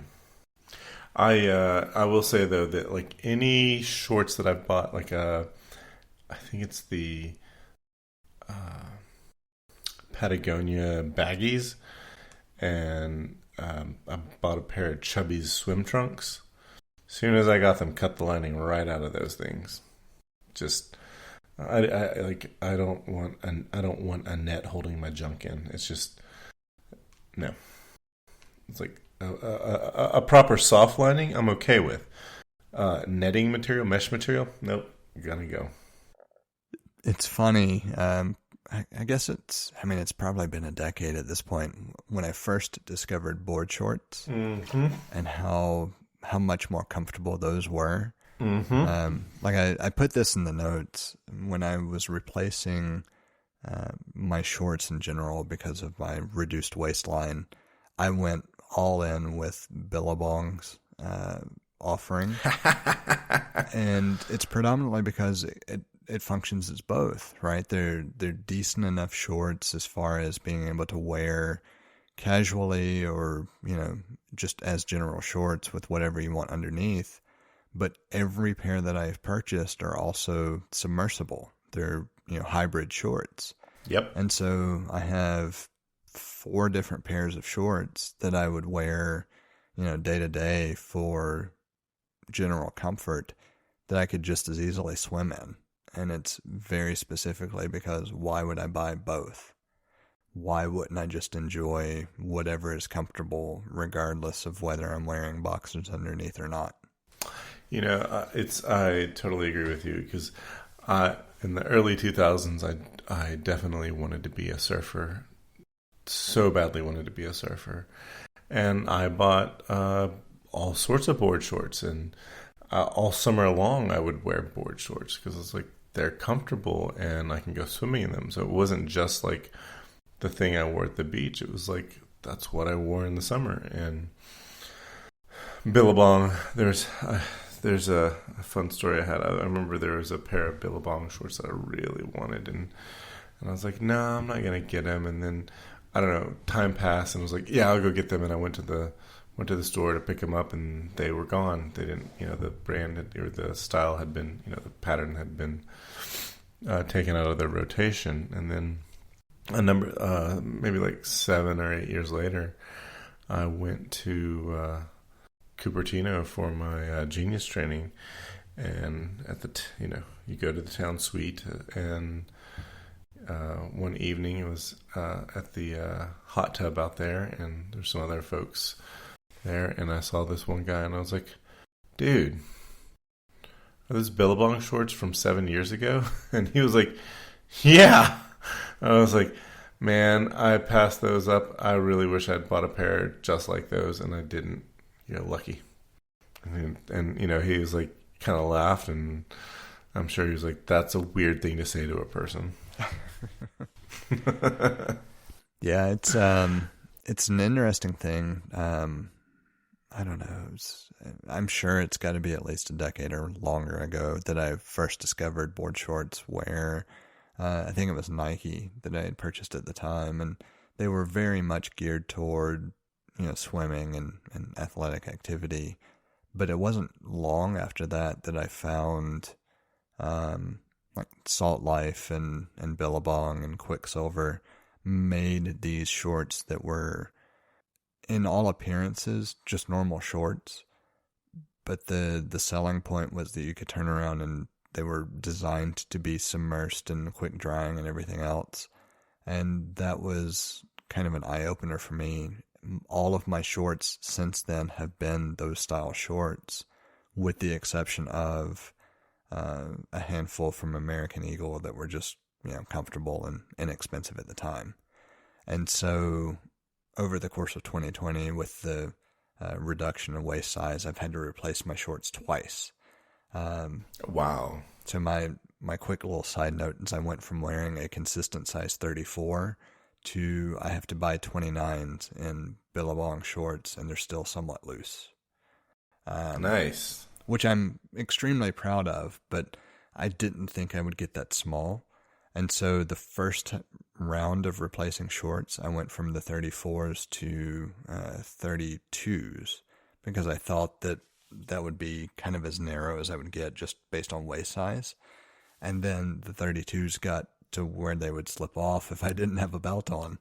And so I had to replace them yet again with the size 29s.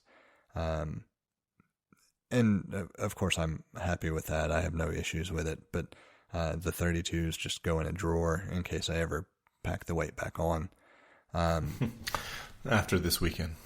Yeah, there's no telling. Like I don't write any of it off because I've re-entered the phase. So this week actually marks a milestone.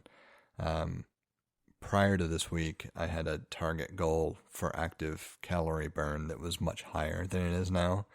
Starting this week, I dropped it back down to my previous maintain goal. And we're going to see how that holds and if it's accurate and that kind of thing. My entire thought there is just that I may very well fluctuate quite a bit over the next month and a half. And I want to make sure that I don't sell off or get rid of slightly larger clothing just in case. Yeah. But given the way the past couple of months have gone, as I've kind of shifted into this maintenance phase, I don't think that's going to really be a concern. It's just I'm waiting for that to happen just because I'm pessimistic from that standpoint. But all that to say, I have replaced all of my shorts with the Billabong crossover style shorts because I can wear them day to day and then be comfortable and look, appropriate for, work or whatever, as long as you're capable of wearing shorts to work. And I can also run out into the ocean or, pool or whatever wearing them and not be concerned. Yeah. I have thankfully been moving in the right direction as of a few weeks ago, and my pandemic weight gain is going in the other direction, so that's good. But I discovered, well, I didn't discover. I gave a brand that I'd seen before a chance. There's a brand called Kuhl, Kuhl. I think there's an umlaut over the U, but they are a brand I'd seen before. Hadn't really paid them any attention, and for some reason, back in February, I was at REI and I found a pair of pants and I thought they looked cool.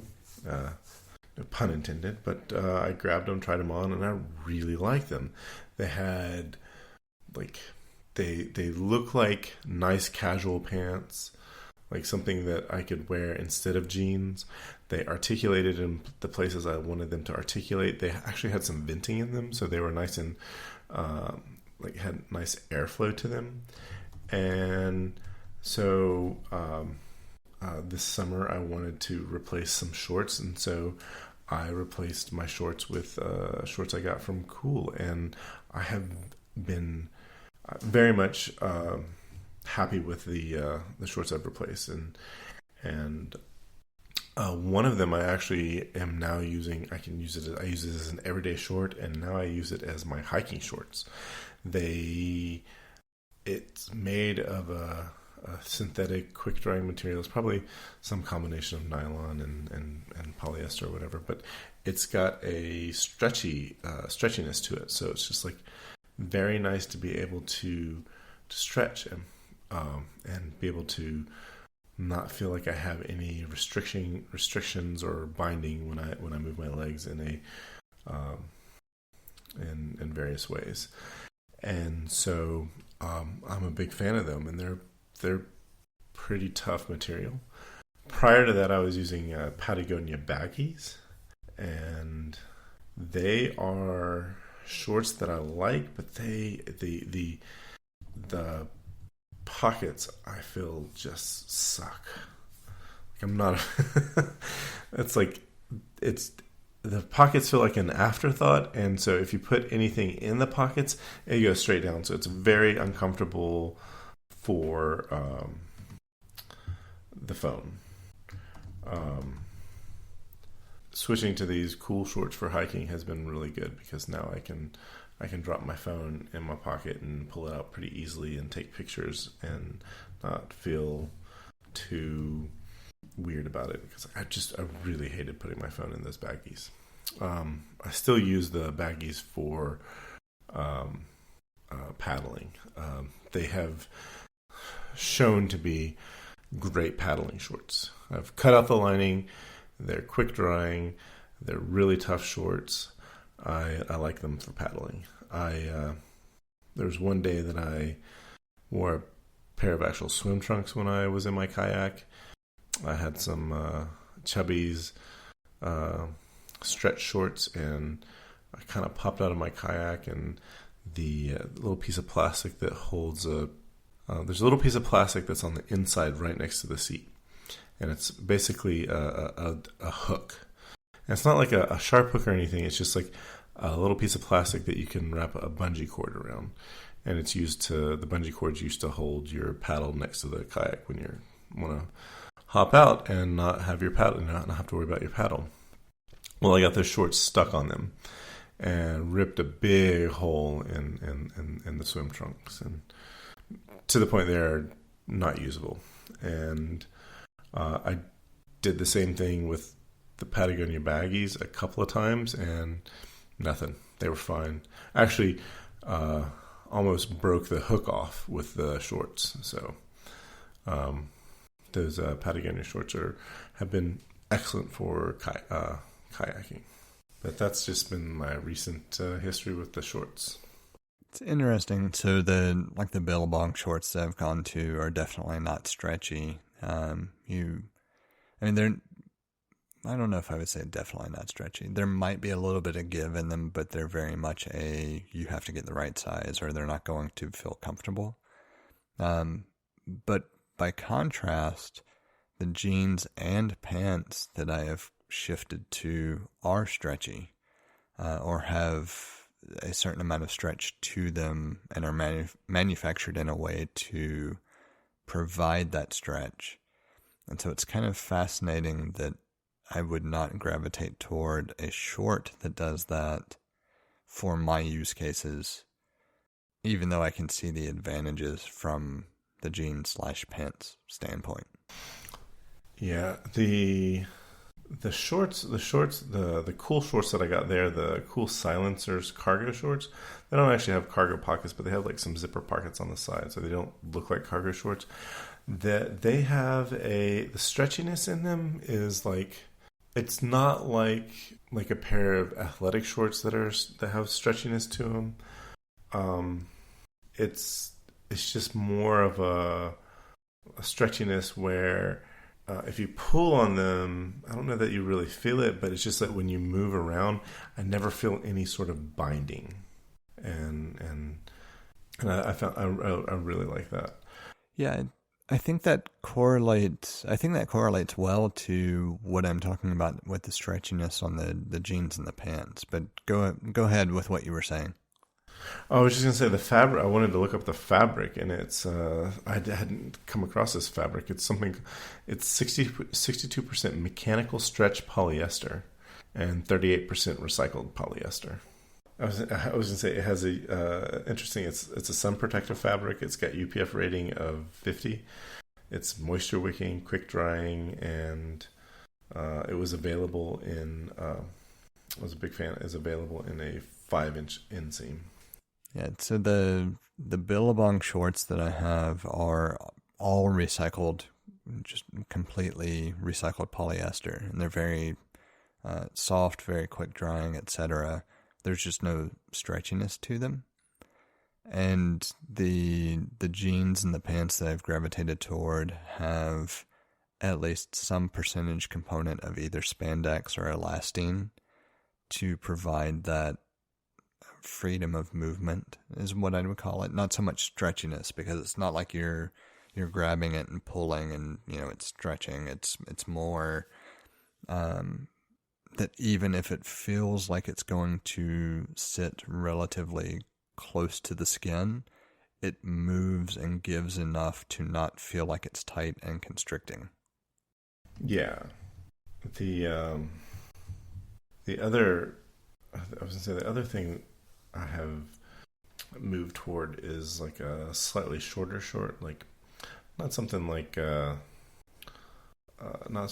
it's like, look at all this thigh, because that's not where I'm going, but something just a little more above the knee. Whereas I used to be like a big fan of the board shorts that were like right at the knee.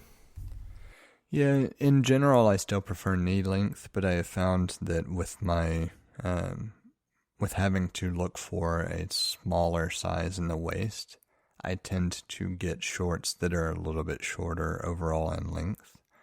And I don't mind it. Like, it doesn't bother me. It just, it's kind of funny to note that my shorts fit higher up the thigh than I am accustomed to previously.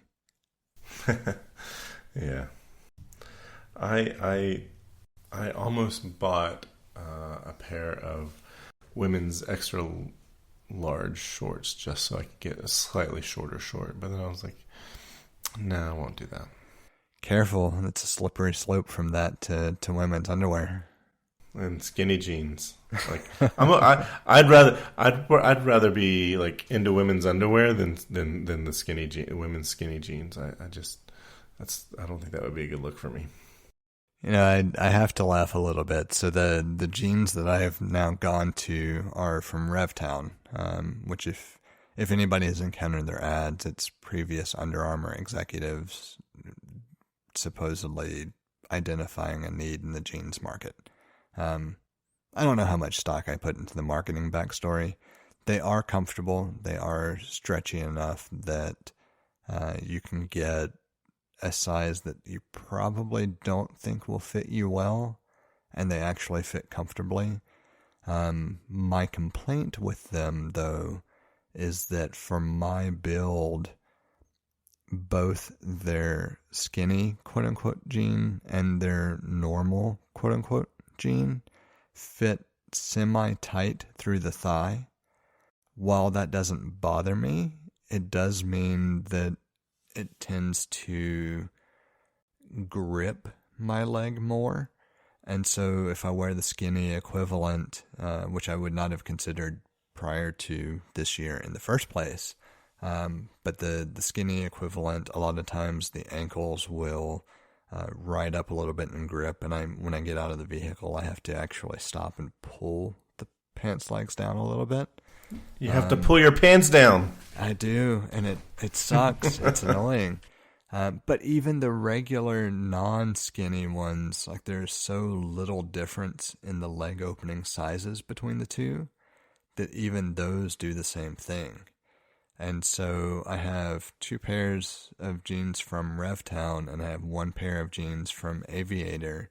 And I prefer the Aviator fit because the leg opening from like the knee down to the ankle is just a little bit wider, and so it doesn't grip like the Revtown jeans do. But beyond that, they're practically identical.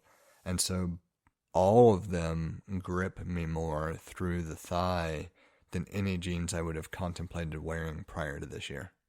Interesting. I have been with the same pair of jeans for not the exact same pair of jeans, but the same cut of jeans for like 15 years or so. I have bought the Levi 569s in the size that I've needed for more than a decade.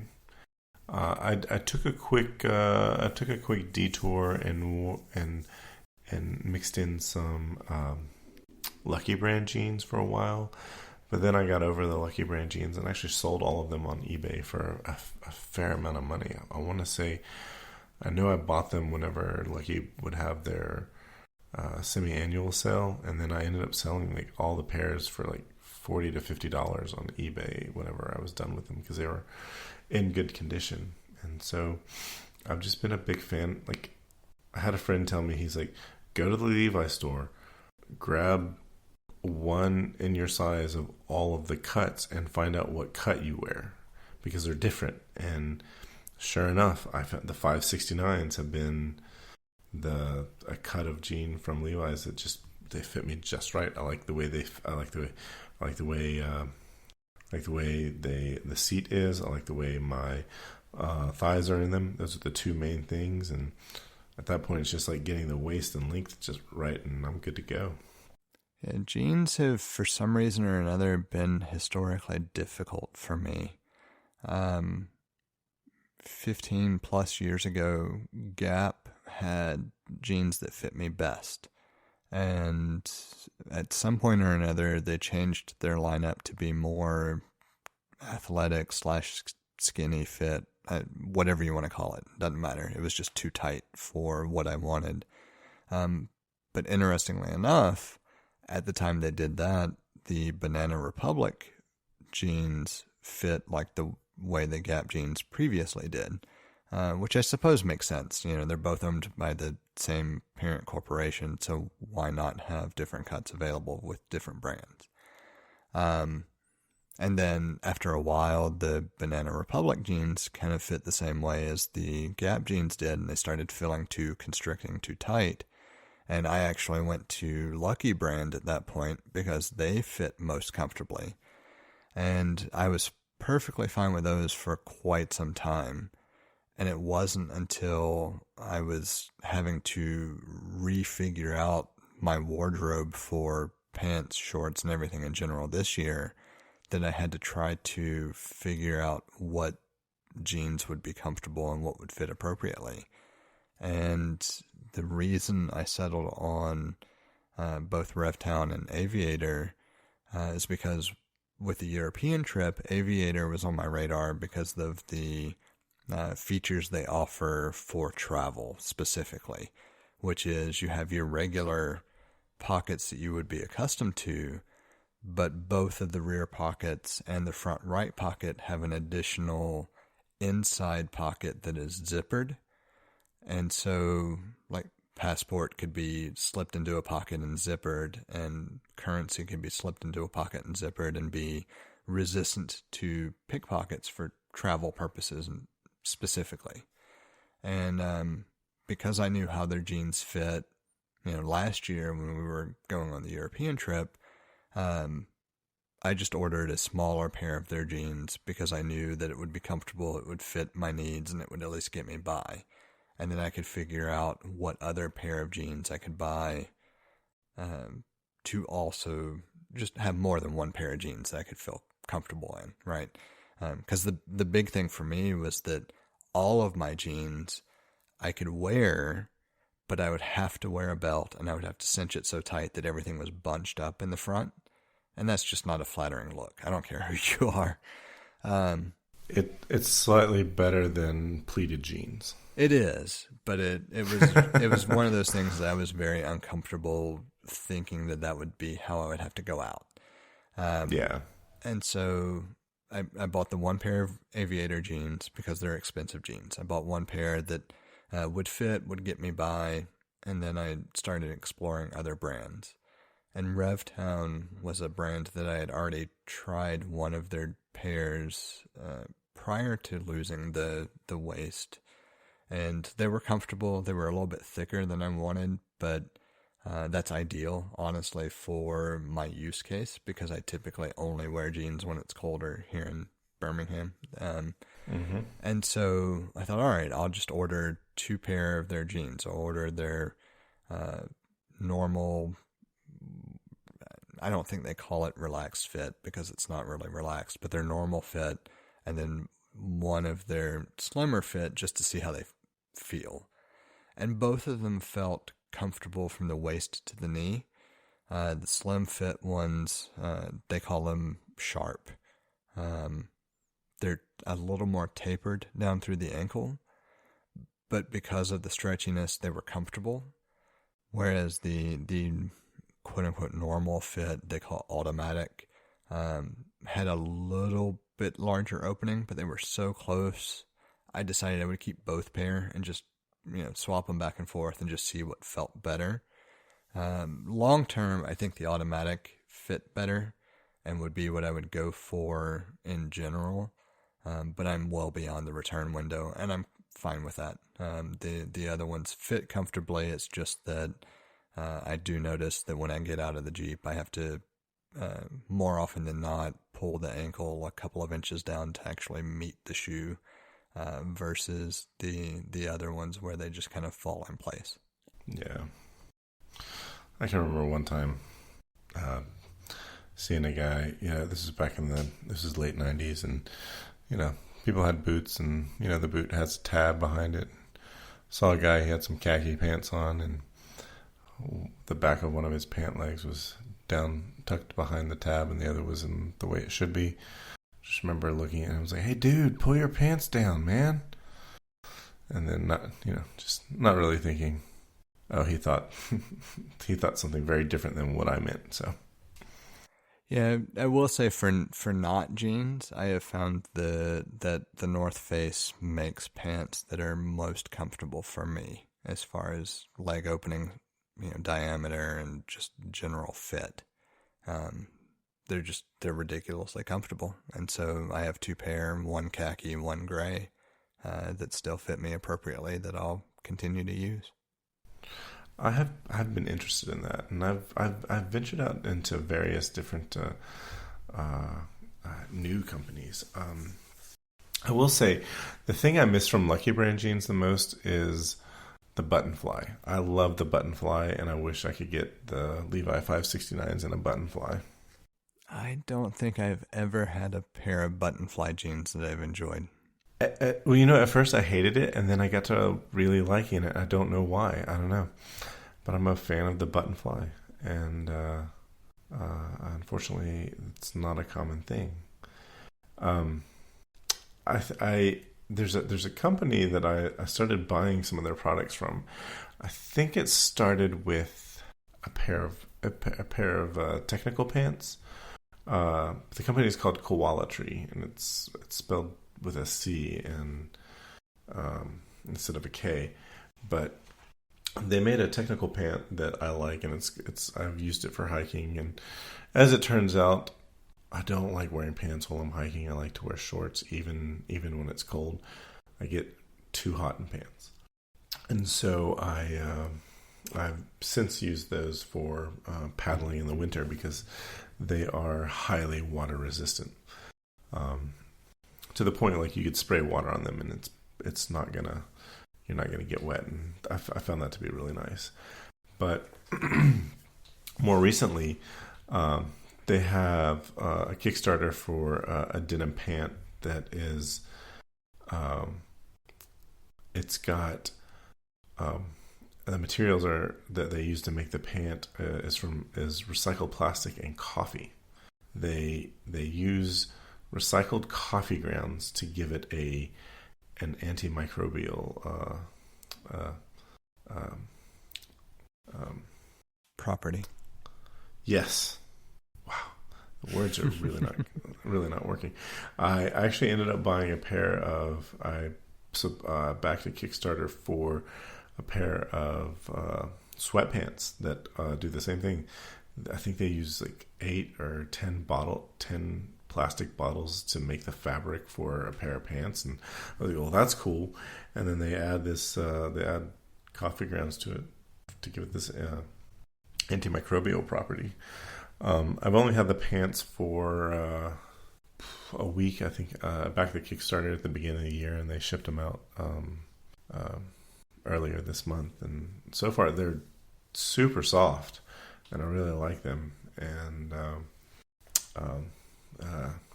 give it some time and see what what goes. I actually got them to replace a pair of icebreaker pants that I got.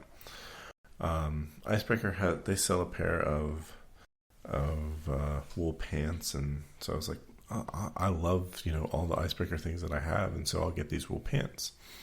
And I got them, and they I actually used camel to lurk the prices, and I got them, I want to say, almost half off, and got them. They're not as comfortable and soft as I thought they would be. They don't really fit any of the needs because they're not soft, and so probably going to sell them on eBay or something. But these other ones that I got that are made of plastic and coffee grounds were to replace those, and so far I like them. I was also going to say, when you said Gap jeans earlier, it always made me think of genetics in college, because there's a thing called the Gap gene that is it's involved with the development of embryos and so forth. But I always thought about that whenever people say Gap jeans. I was just going to say, I used to have a pair of Structure jeans that were some of my favorites, and they were pretty good. Yeah, I liked Structure. And then I also had a pair of Billabong jeans that were among my favorite jeans I've ever owned.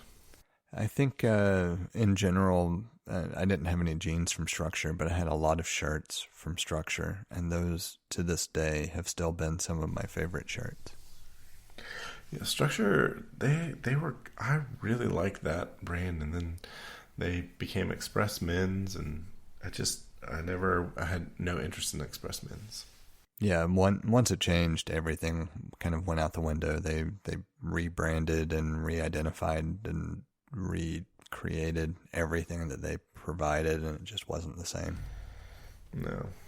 I'm curious about your Lululemon pants and your experience with those, because I've wondered. I only have a couple of different pair.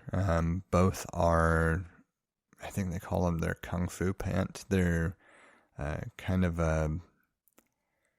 I would call them yoga pants that are not tight as far as the material goes. Like, they're very stretchy, very technical in like fabric type feel and appearance, but they're very comfortable. So if you think of a pant that fits like a khaki but is made like an athletic pant, that's what these are. And that's pretty much what I use them for. They're very comfortable for general outdoor use, or if I'm doing lower impact workouts at home or in general. Basically anything that I'm not having to exert significant energy in and sweat in, or if it is cooler and I want a semi-warm layer. Like, I would rate them as a fall pant, not a winter pant. If I were wearing them in winter, I would want a base layer as well. Gotcha. Well, that sounds like something. I would really like to try out, and because I've been interested, and it just sort of seems like it fits a need that I want to, or it's a solution to a problem I want to have.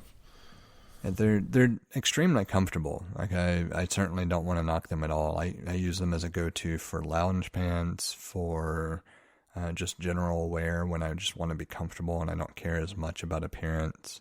Or if we're going out to Moss Rock and spending a day and it's not summer, basically.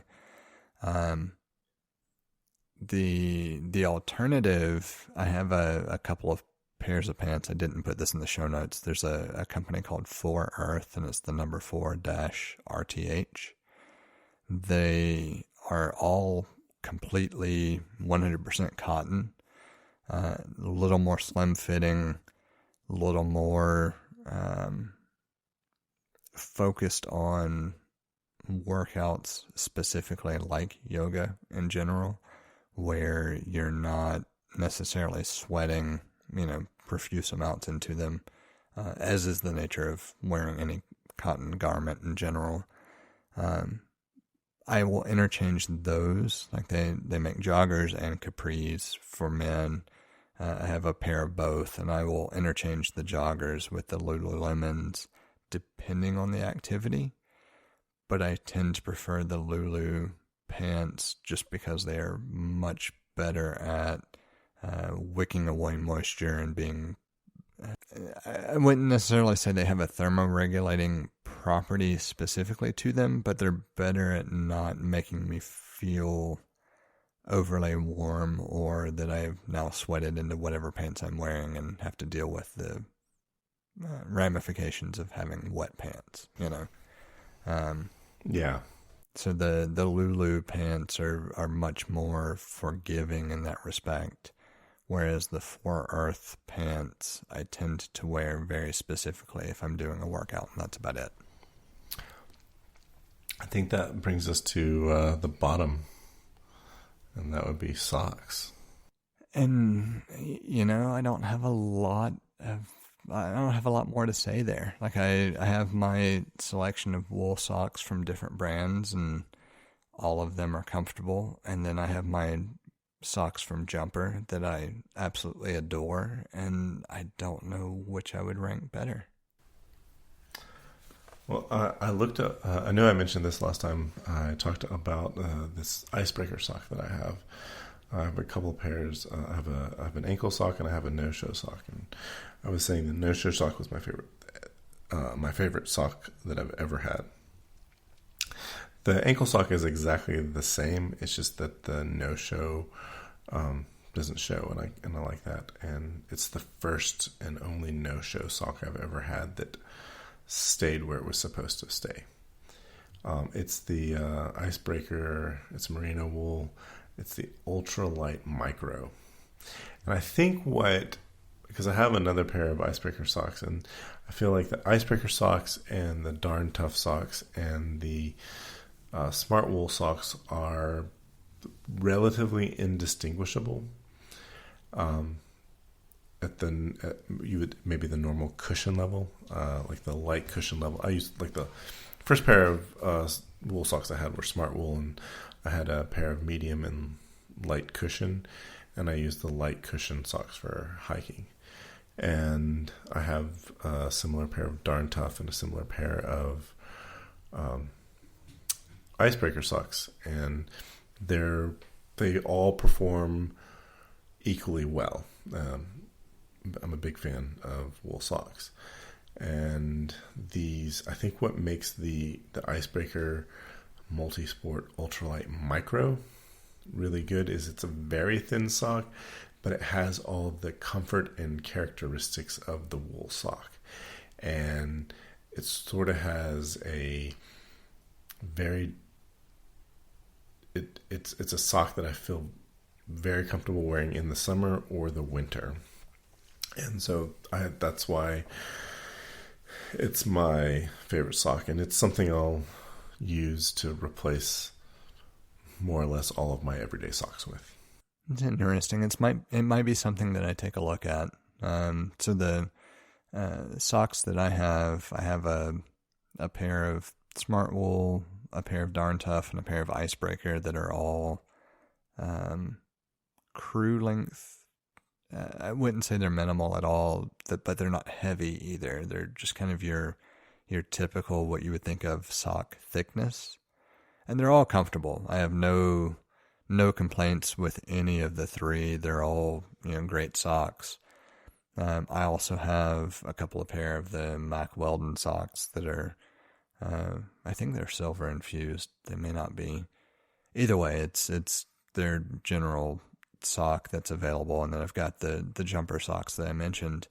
And part of what I love about the jumper socks is that they're compression fit but thin, and so they don't feel overly cushioned, overly padded.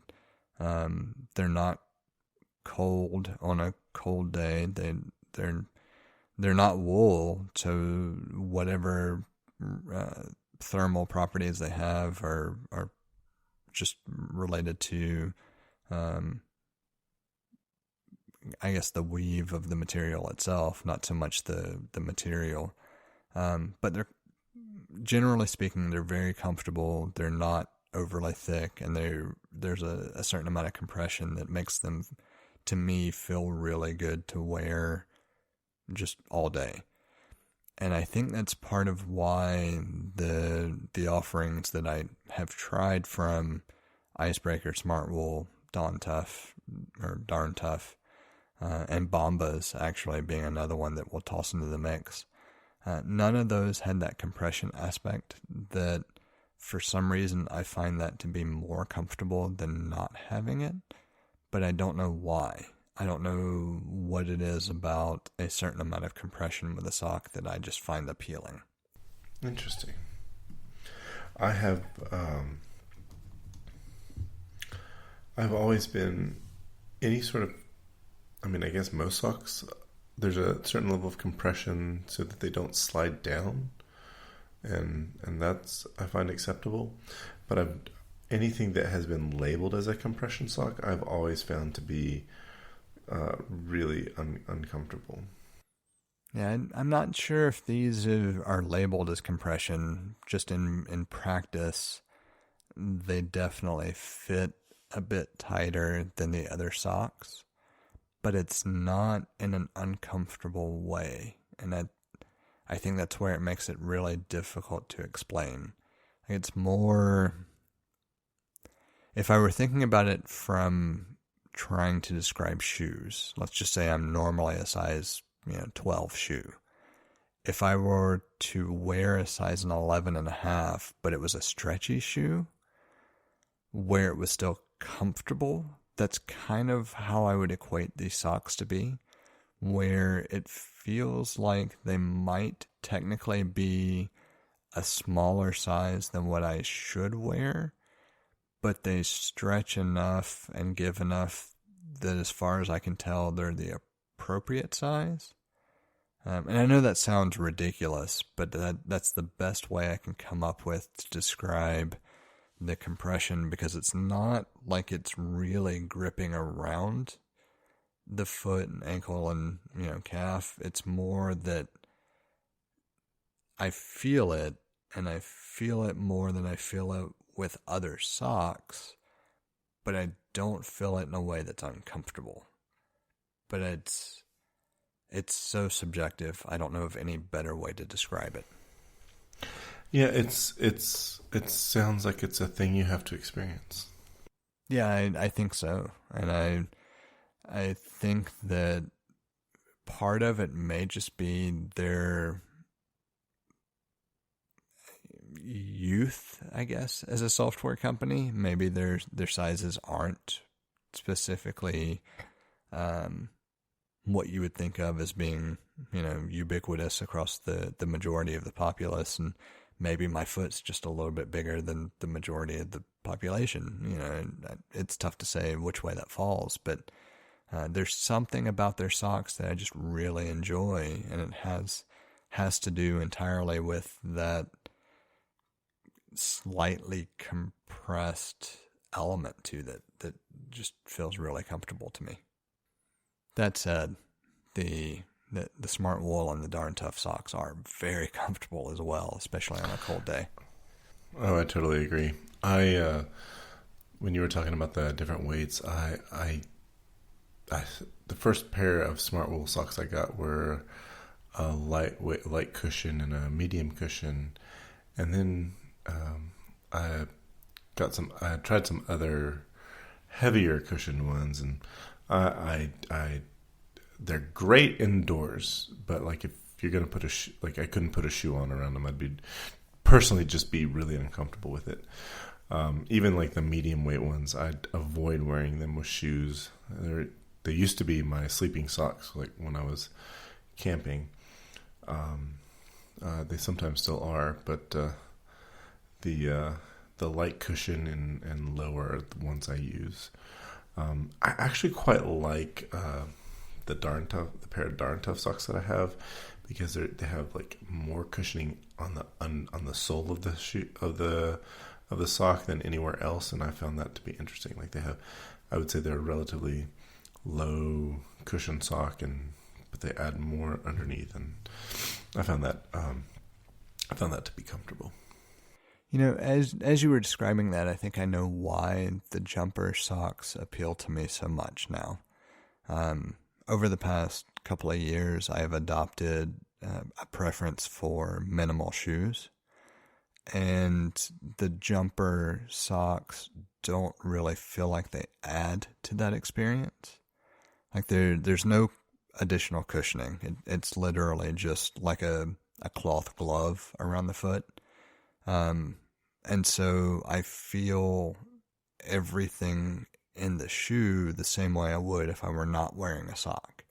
And I think part of it may actually be just that lack of material that makes it that much more comfortable to me. Oh, I get that, because that's what I love about my favorite icebreaker socks. I love how uninvasive they are. And I often wear them with my Merrill Vapor gloves. Actually, that's all I wear with my Merrill Vapor gloves. Yeah, when I wear those, I'm typically wearing the jumper socks, unless I'm specifically doing a kind of jogging style workout where I do have some Under Armour socks that I'll slip on for that, just because of the thicker material without having like a different cushion material on the bottom. I don't know if that really makes sense, but a sock that is universally thick or thin without attempting to create a cushioned sole is what I go for with those, because I don't want the extra cushioning on the bottom, but occasionally I want that extra little bit of padding on the top because of the way the Merrells rub a portion of my foot on the upper level if I jog in them. And so that's what I use those for. Yeah. Well, it looks like I'm just not looking at the recording time. It's like we're at almost 2.5 hours. Yeah, we've definitely gone longer than normal. Well, yeah, longer than the majority of our episodes. I wouldn't say longer than normal. I think we're at longer than normal, but yeah, definitely Isn't that the same thing?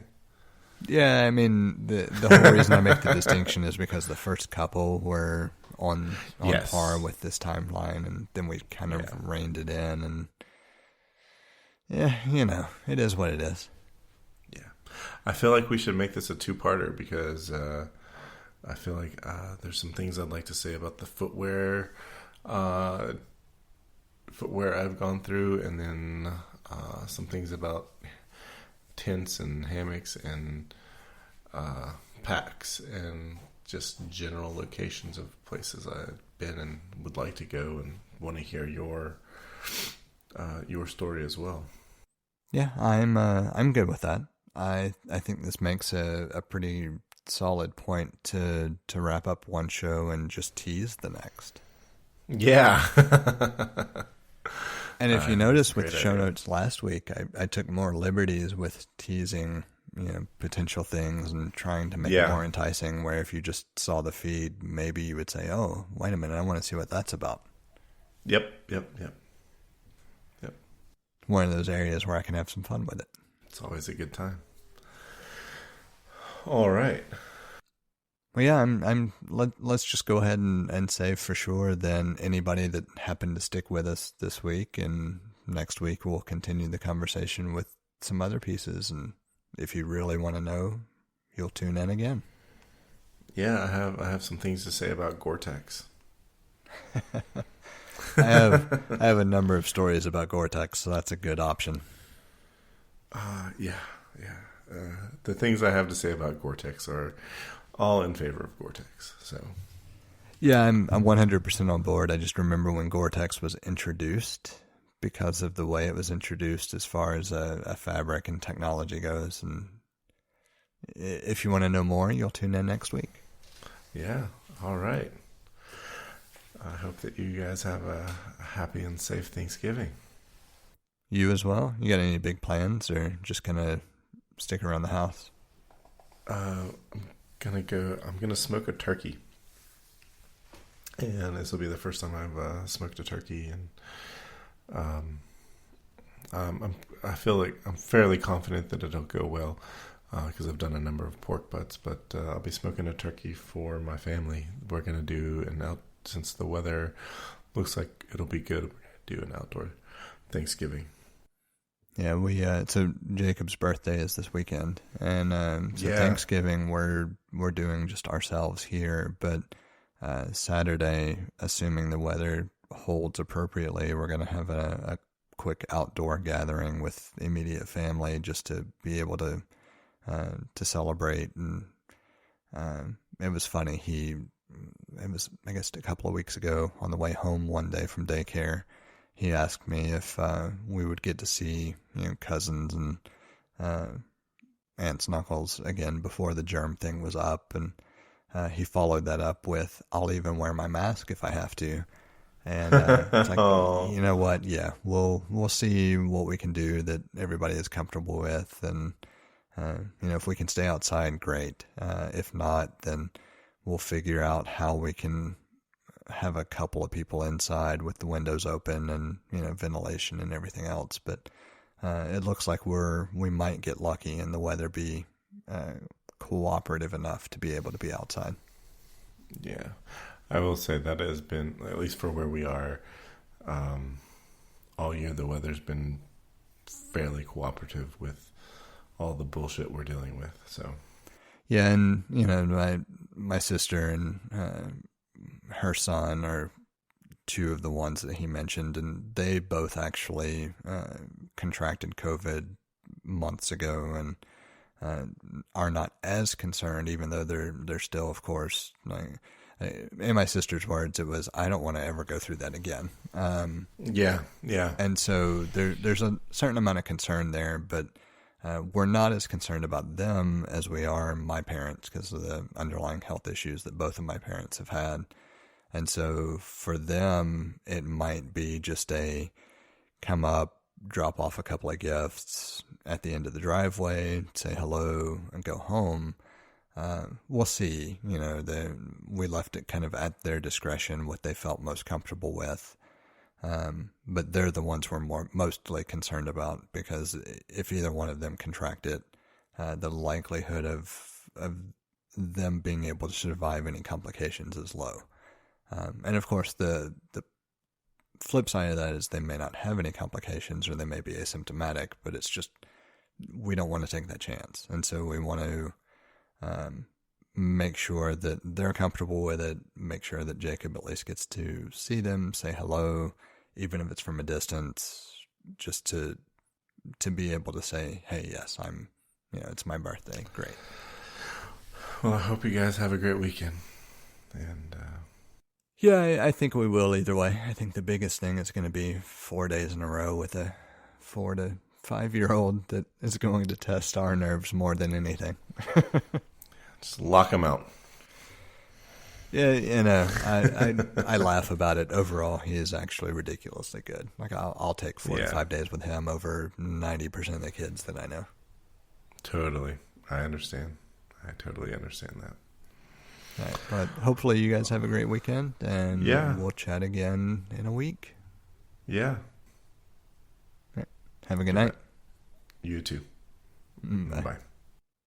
As always, you can reach us on Twitter at untitled_hosts with an S. We also have an Instagram account with the same name at untitled_hosts. You can send us an email at untitled.hosts@gmail.com.